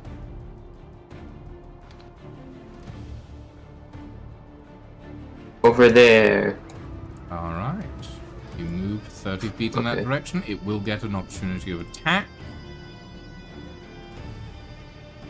That is That does not. Oh, wait. not. That is not being rolled from the damn worm. Hold on. Yeah, I was like, that's low for a worm. That's Here not we a worm roll. Here we go. That That's an hits. 18 to hit. Okay. Does that hit or does that miss? That hits. I have an That AC hits. of, I think, 12. 12. Okay. Let me roll damage real quick.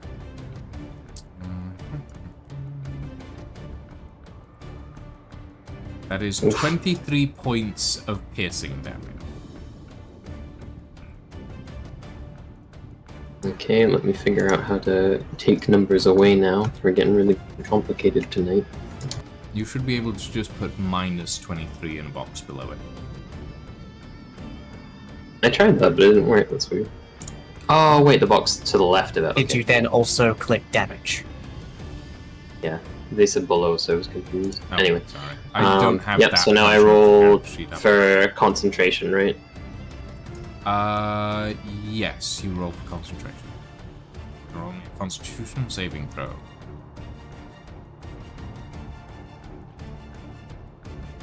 Dice do not fuck me. Sorry. Okay, 15. I think that's a success. You took 23.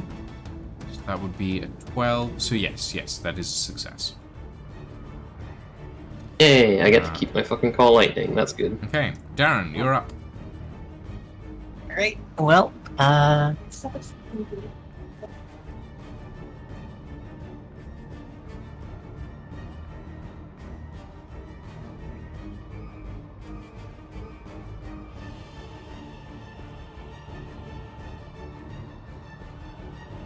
okay. Let me see. I would really like to get an AoE off, but I'm reasonably certain that either one of the things I would hit would die very soon, or I would hit half the party. Let's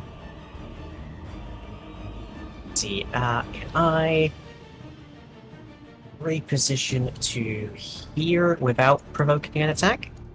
You are still within its range, so yeah. Okay. I'll flap my way over here. I will then use my action to cast Fear. Oh, on just this one? No, it's a 30-foot cone. Okay, sure. Let's see. 30-foot cone. Just barely gets into that thing's token space. 30 degrees. It's very close, but I'll allow it. B. Okay, wisdom saving throw on them then. Okay. So How wise is Worm? Dustworm A, wisdom saving throw. It is a 6, Fail. and then 14. They both fail. Okay, both worms, both Okay. Dustials have failed their wisdom saving throws. They are both Right. under the frightened condition. They must drop whatever they are holding and then become frightened. While frightened by the spell, a creature must take the dash action and move away from you by the safest available route on each of its turns, unless there is nowhere to move. Okay. If they enter the turn in a location where it don't have line of sight to me, they can then make a new saving throw. Okay. Otherwise, it lasts for 10 rounds. All right. Yeah, sure. Okay. Yeah. Go on. Anything else? I will then bonus action Versatile Trickster to get myself advantage attacking the one that's directly in front of me, and I'll use my dagger. You already have advantage on that one because Prod is right next to it. Then I will not use my bonus action at this time. Okay. Prod, you're up. Yeah, Nice. my attack. Oh, didn't no. you cast fear, didn't you? I used an action, I didn't attack. Action is still an attack. Is that the same thing? That is the Oh, same okay, thing. Yeah. my bad then. Yeah. Carry on, Prod. This bad boy's still near me, so I'm still gonna hit it.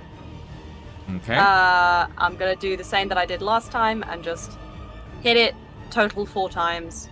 I'm gonna Alright. just roll to hit 4 times and then damage. Go for it. So that's So that's a 12. miss. That's not gonna happen. That is also a miss. 16? That is also a miss. Right? Come on, babes. That is a hit. 28. That is 1 hit. I'm gonna do this, and then I'm gonna add my divine, divine smite to Smite? it. So that's, I believe 2d8 on top of the thing that I'm rolling right now. Okay. So that's 24 plus.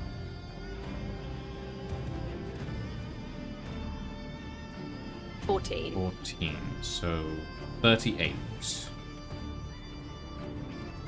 Yeah, that Dustiel is looking particularly battered at this point.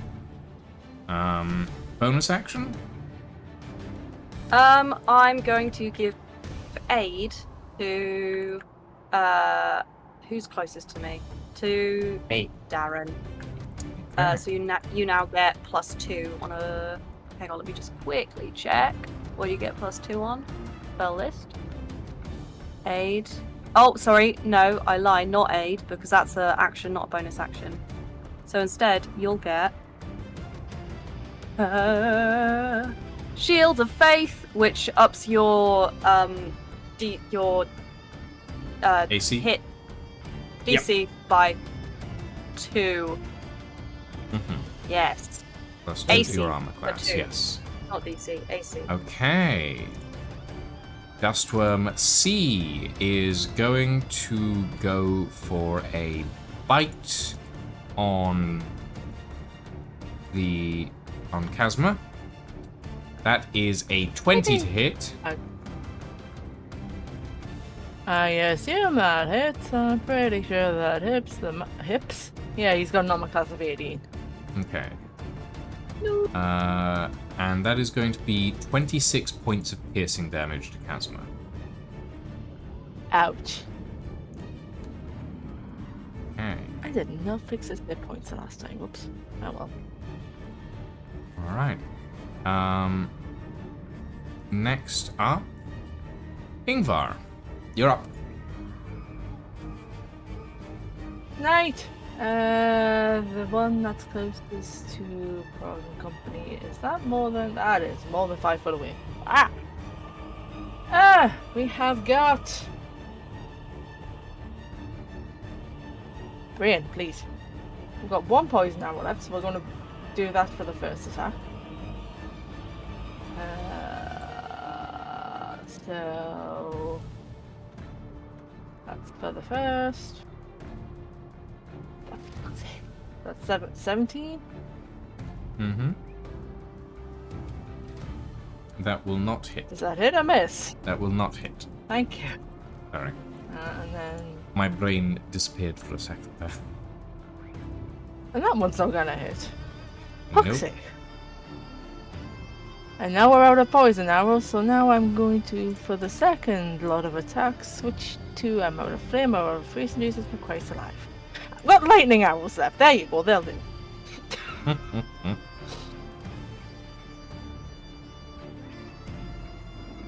That's not gonna hit. Bob, what are you doing? That will hit. That one will hit. So put that. Which one are you And- aiming for?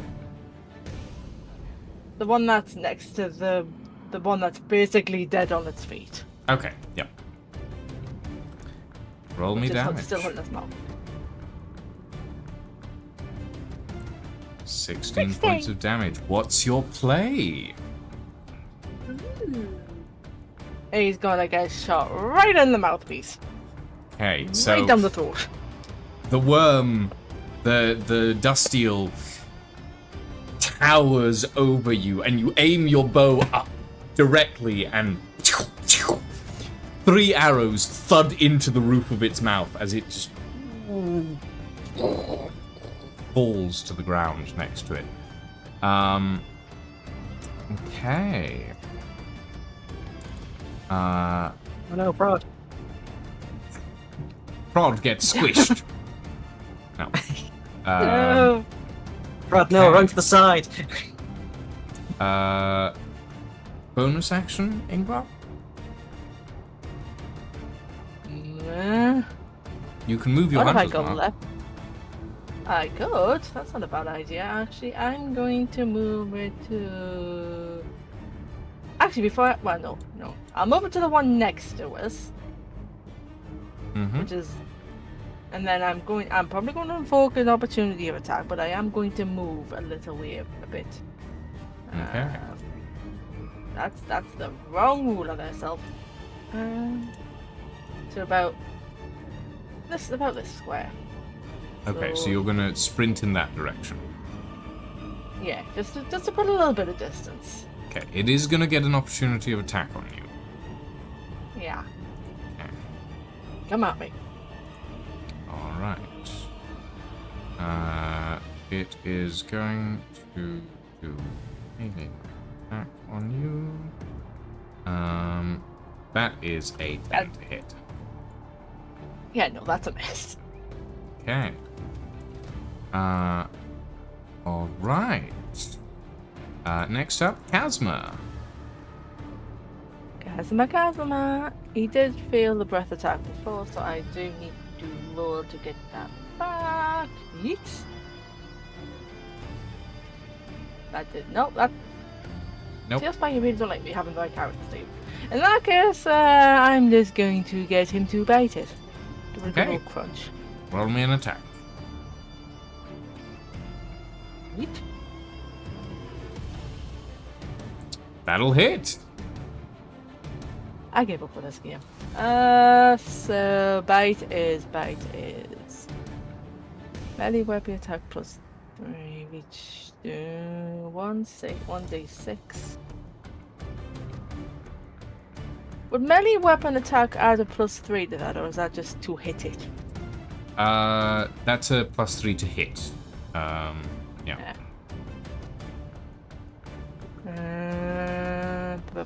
Melee weapon plus. Oh yeah, +3 to hit, reach 5 foot. Yeah. 1d6 plus PB piercing damage. What the hell is PB piercing damage? Oh my name. EB piercing damage. That's what it says. I'm not familiar with that term.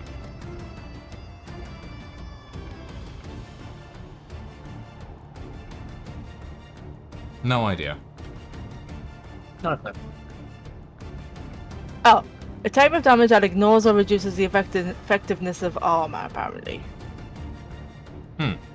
Well, this thing has no armor, so it doesn't matter. That. I'm trying to roll the dice here. Ugh, Okay. nom. 4 It points gets of nibbled. 80 damage. Okay. Nibblable. All right.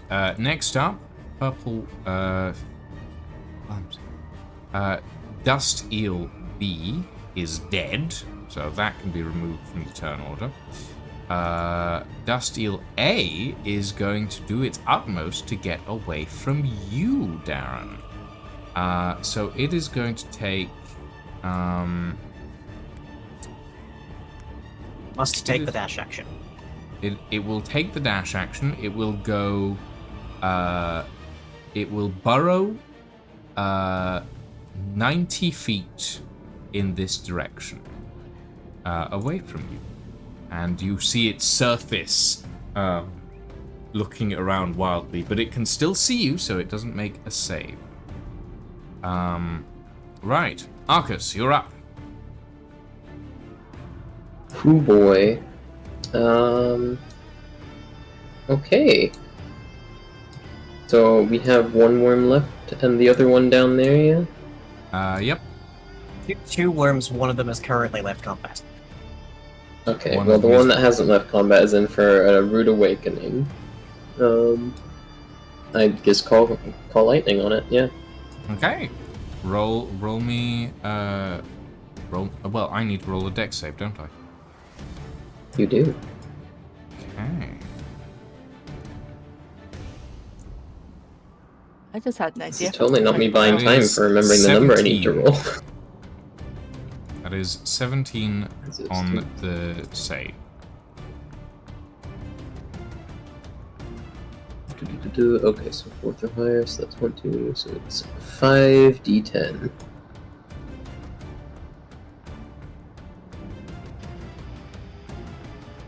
Ooh. That is 24. Did it succeed or fail the dex save? Oh, sorry, what number did it roll? 17. It fails by 1. Okay. So, minus 24. I almost wrote 245 there. No, you're right. You write that one. It's gone now. Floating point error. Bonus action? I'm not gonna take a bonus action, but I am gonna move a little bit further away. Okay. Yes. Darren, you're up. Alright. Well, I guess I will move into combat range over here. Mm-hmm.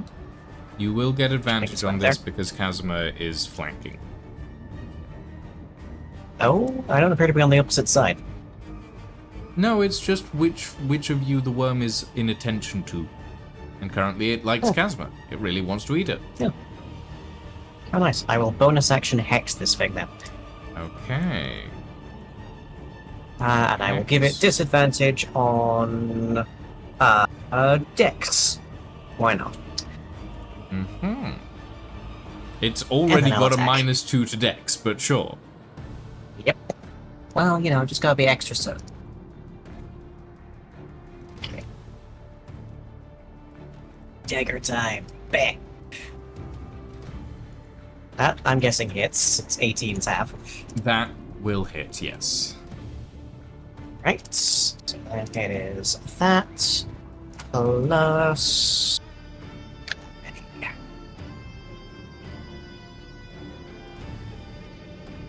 Yep.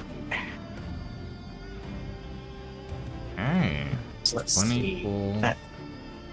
24 plus a couple more because of Hex. Mm-hmm.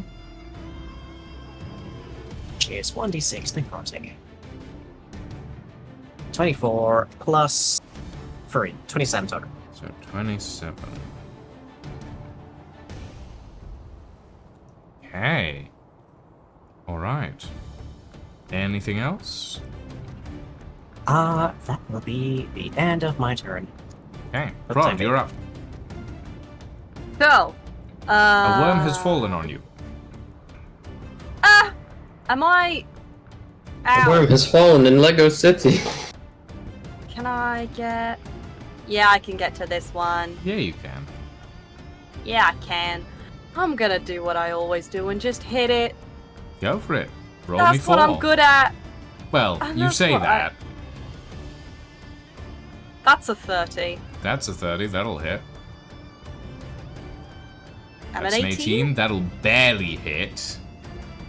Okay, still 2 hits. That's 25. 25. That'll hit. Come on, 4 for 4.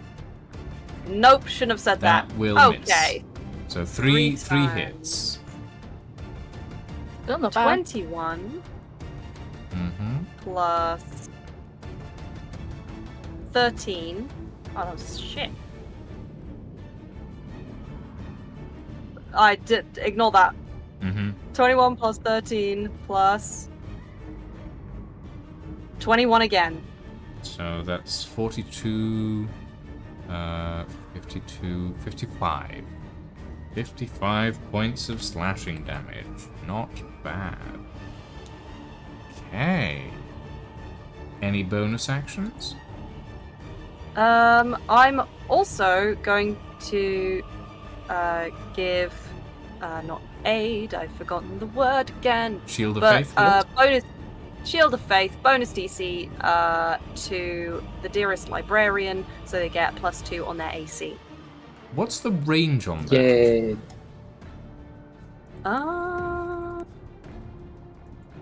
That's a good point. Because the librarian Oy. is 61. Don't worry, 62 I'm feet chilling away. over here. Don't worry. Hang on. It might be good. Don't worry about it. I'm just over here. Okay, so it's 60 feet, but I still have like 3 meters left. If I Yeah, move, you can squeeze that. You can squeeze that. So you Yeah, get a there we go. +2 to your AC. I love that everyone else is just like close range fighting this thing, and I'm like final episode of Merlin calling down the lightning upon them. I'm just imagining Prod doing the thing of like the TV remote is just out of reach, but you don't want to get out of the sofa. yeah. Okay. So, this dust eel is now going to go. And it is going to try and devour you, Prod. I need you. Make me a dexterity saving throw. You have to beat an 18. Easy. Would one call this athletics? No. Alright. It can be acrobatics if you want. I already rolled. That's an 18, motherfucker. That meets it, beats it. Oh, fair enough. The worm comes down for another bite, and you sidestep once again. Ingvar, you're can I up. say begone thought? You can say begone thought. I don't know that the worm knows what a thought is. That doesn't matter.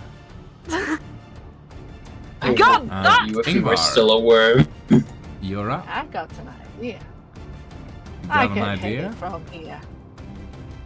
I finally have a chance to use the fucking explosion arrows on that one in the distance. Okay. Roll. But I am roll gonna- me an well, attack. I was going to switch to Hunter's Mark, but I might. I mean, you can switch Hunter's Mark where's if you'd like. It's just a bonus action.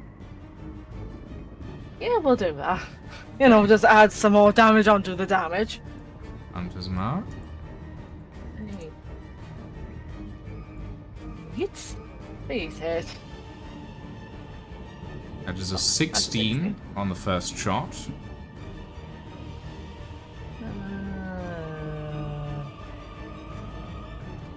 That is That's a 22. 22. That will hit. First shot will hit. Well, second shot will hit.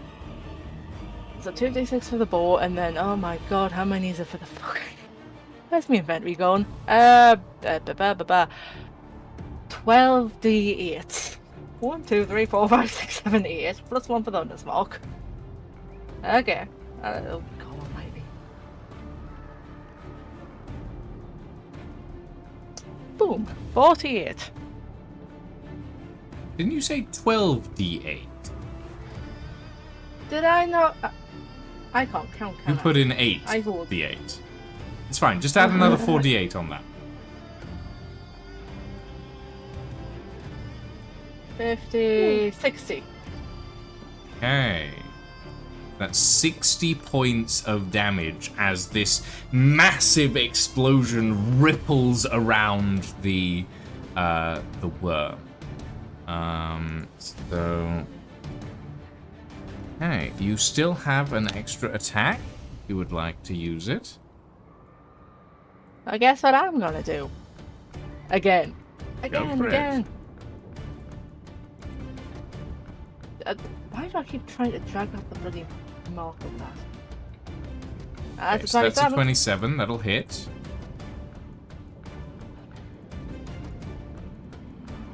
And that's a 24, that'll still hit. So roll me 24d8.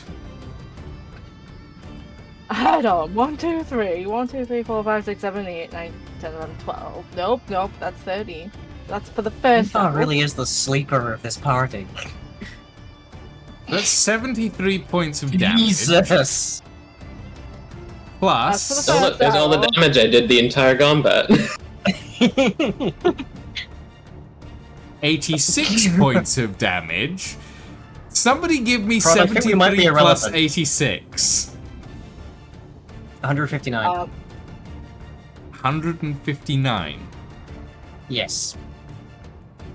Okay, Oops. Ingvar.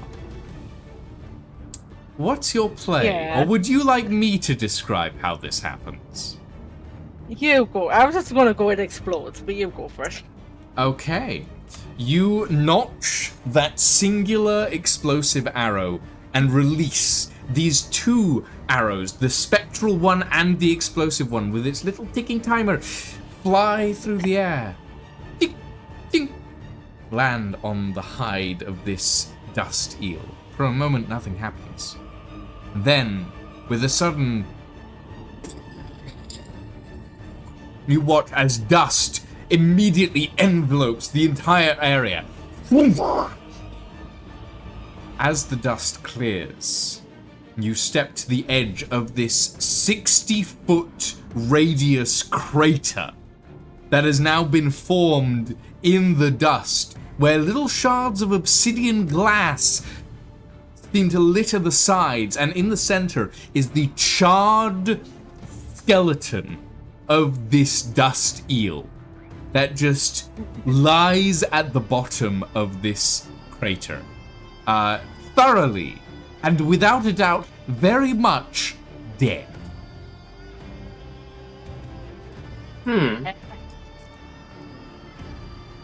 I will say, it had, at that point, 155 health. So you killed it with four points of damage over. Nice. Okay. Casimir's turn, I guess. Dragon Alright, we're chomp. still in initiative. God almighty. Yeah, there's one See if I left. can get that breath back. Yes, that's a breath back. So he's. I don't think he'll hit Darren at that angle. Probably not. If I'm looking at that right. I'm flying, so. But yes, Dex and so. save. No, we're fine. So that is. That is a failure on the dex save. So just roll me damage. So,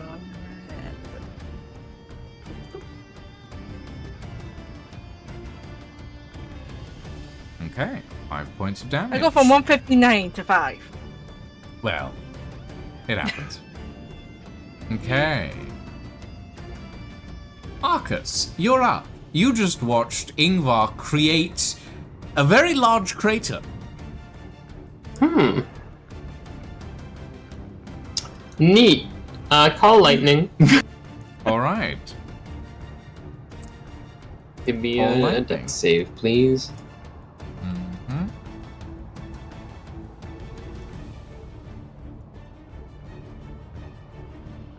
That is a 13. The worm is not good enough. The worm fails. It should be a shame. Apparently.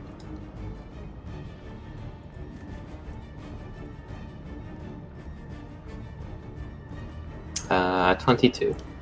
22 points of Well, that was decent. damage. Okay. It's starting to look a little hurt.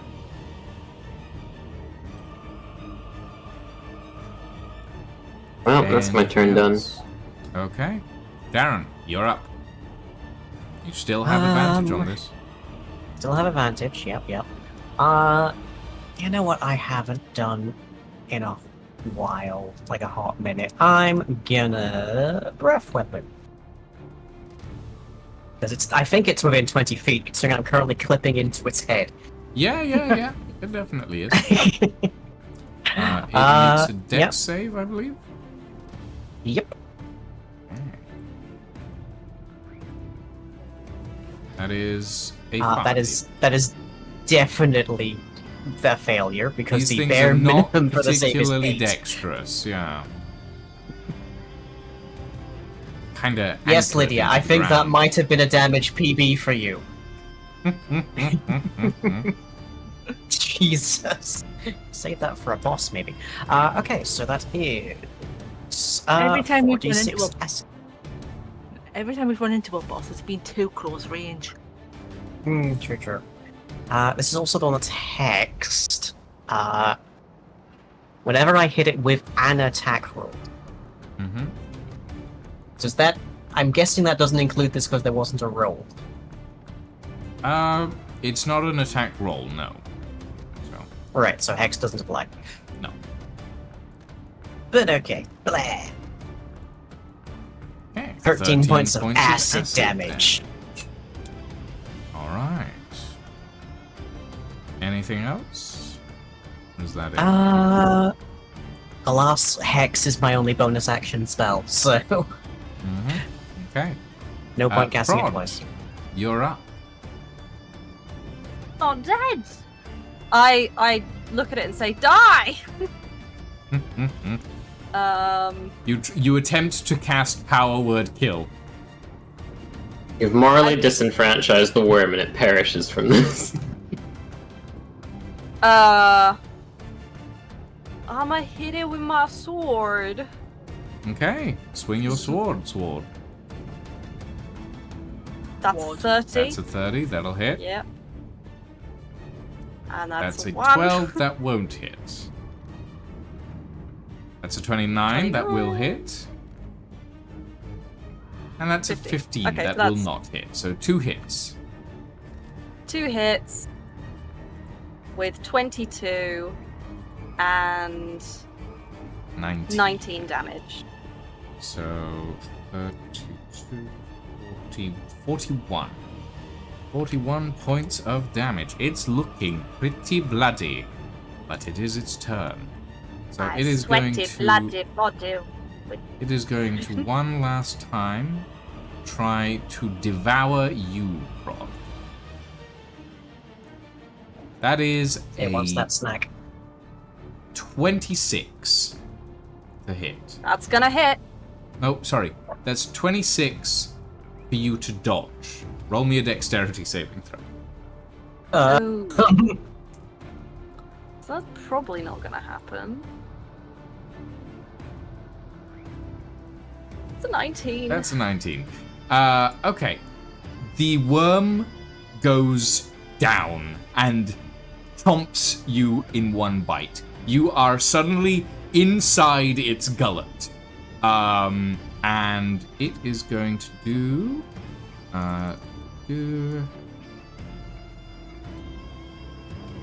37 points of bludgeoning damage as you enter into the restrictive tract of its gullet.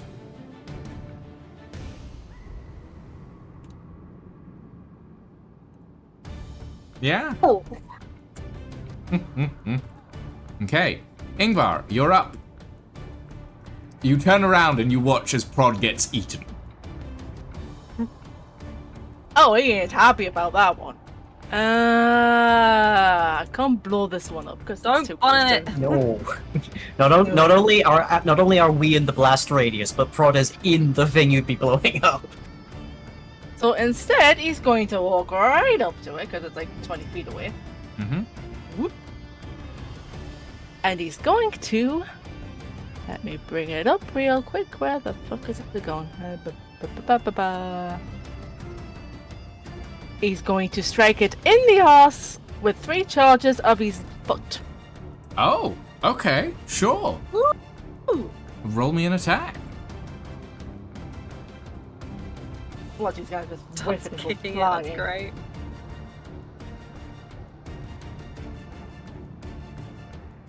Well, that's 15. I do not know what stat It would be to add on strength. top of that. So at least a plus Which 5, is which plus- is a 20, so it does hit. 20.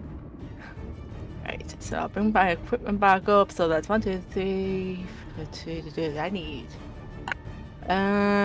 Charges of command per attack. That's 3 charges. 2, 3, 4, 5, 6. Yeet! Because it's 2d6 per charge. Okay, so that is 18 points of damage that you discharge in lightning damage into this thing's posterior. It is going to make a Constitution saving throw to try and keep Prod in. It has to beat a 9 as a fair warning. That's a 25. So it does not throw Prod up yet. No. However, it is Kazma's turn next. No. No. Oh, I need to okay. roll on. Roll me an attack. Yeah.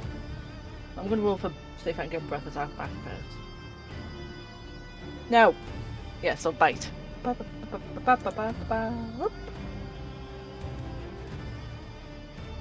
Nope. That will not hit. No. Okay. Arcus, you're up. Okay, is Prod still doing a dangle? Prod is still inside that thing's throat. Yeah. Okay, I can't electrocute it then. I cast Eldritch Blast. Okay, roll me your Eldritch Blasts.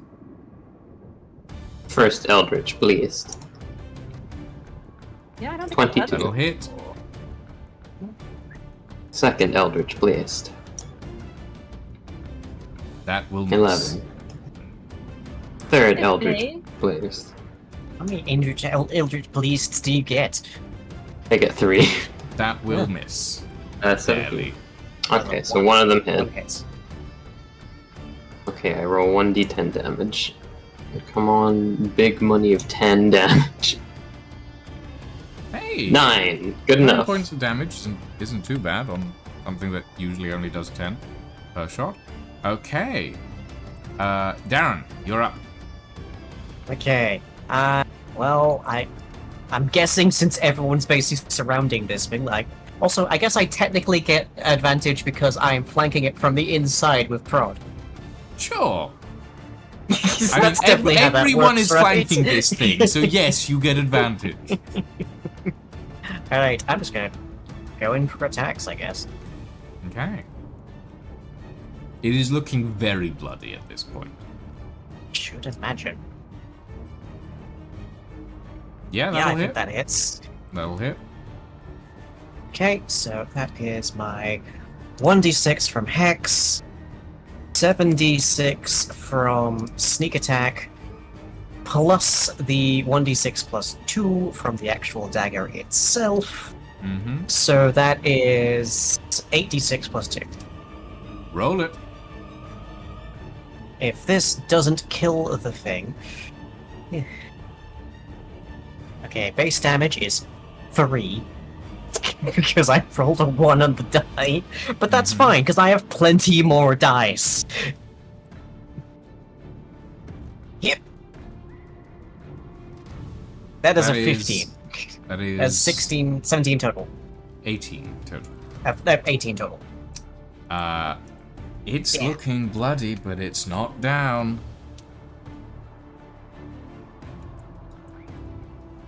Why do you fail me It's so? swaying on its stalk, but it is still very much up. Bonus action? Could just make another attack. Do you have that ability? I haven't moved. I could just make... I haven't moved, so I can make one more attack. Yeah? I mean, it's up to you. I mean, you know what? Count as a move. For the bro. Yep. That'll hit. Yep. Okay. Right. Let's do this dance again. Let. That is 6 6 points. plus 28. So- That's 34 points. 34 points. It's gonna be dead. What's your play? I am going to shout, "Hands off my bro!"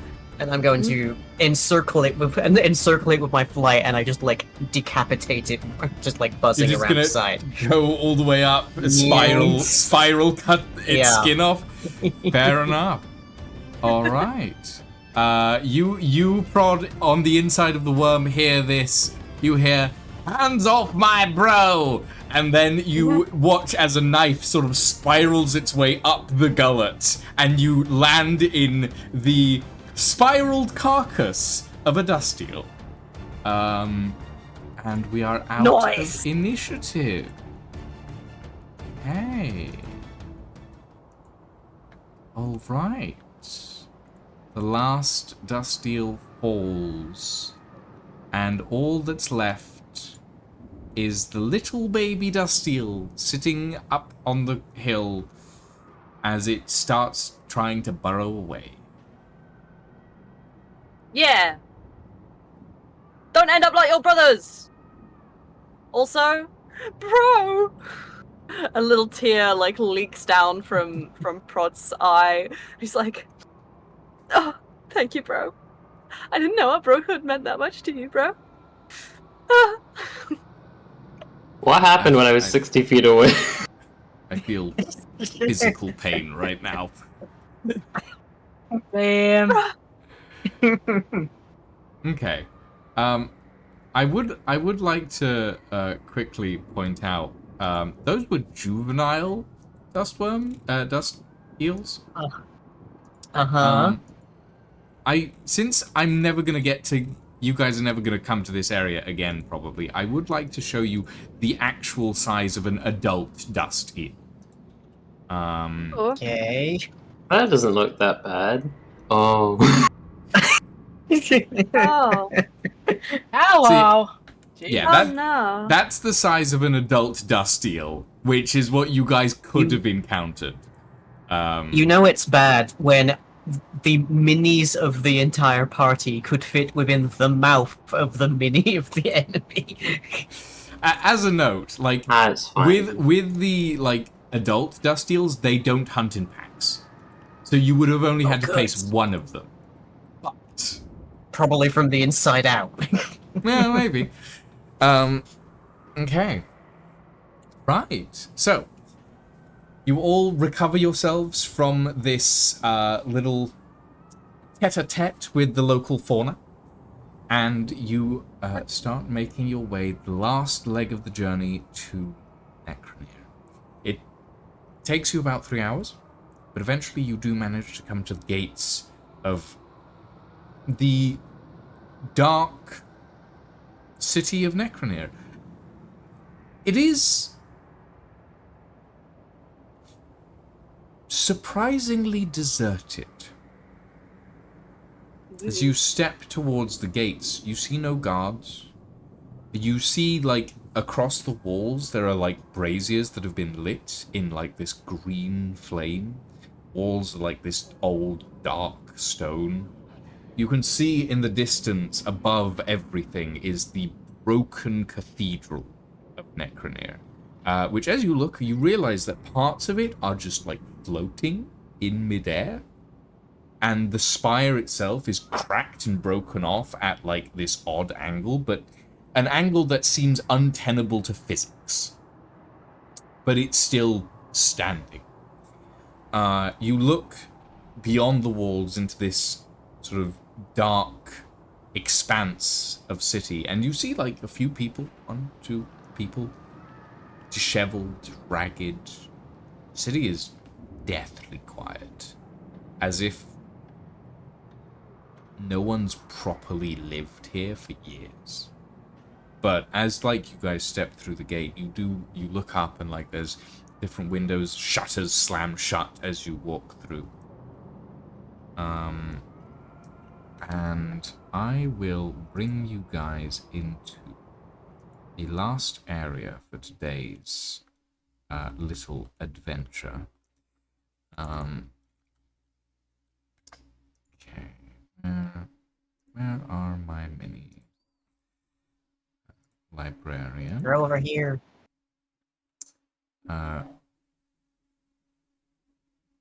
Prodigious Maximus.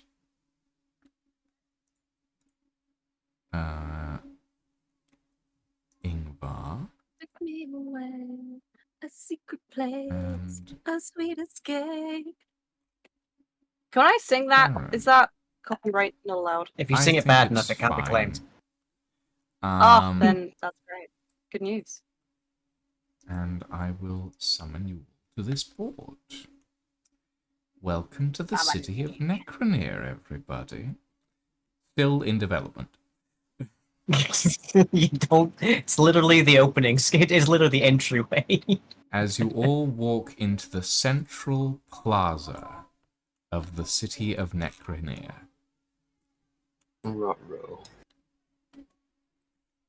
And that is where we are going to leave it for today, as you all stand under the mounted skeleton of a giant dragon. Oh, thank God, I thought it was a skeletal dragon. Yeah, that's where we're going to leave it for today, everyone. Thank you, Glebe, for the raid. I appreciate it. Yeah. Don't we all love a little bit of trauma? As for now, ladies and gentlemen, thank you all very much for joining us this evening. I hope you had fun. I realize that the room around me has slowly gotten darker, so I've just become more and more ominous. Very good for Yeah. Necronir. Yeah, a little bit. Fitting. Thank you very much for joining us. We are going to go and raid somebody who's live right now. Let's go raid a Wasted Space who's currently working on their PC. Thank you all very much for joining us. Have a very good evening and a very good night, and we shall see you all next time for some more Shadows of Sorcery. Ta-ta for now.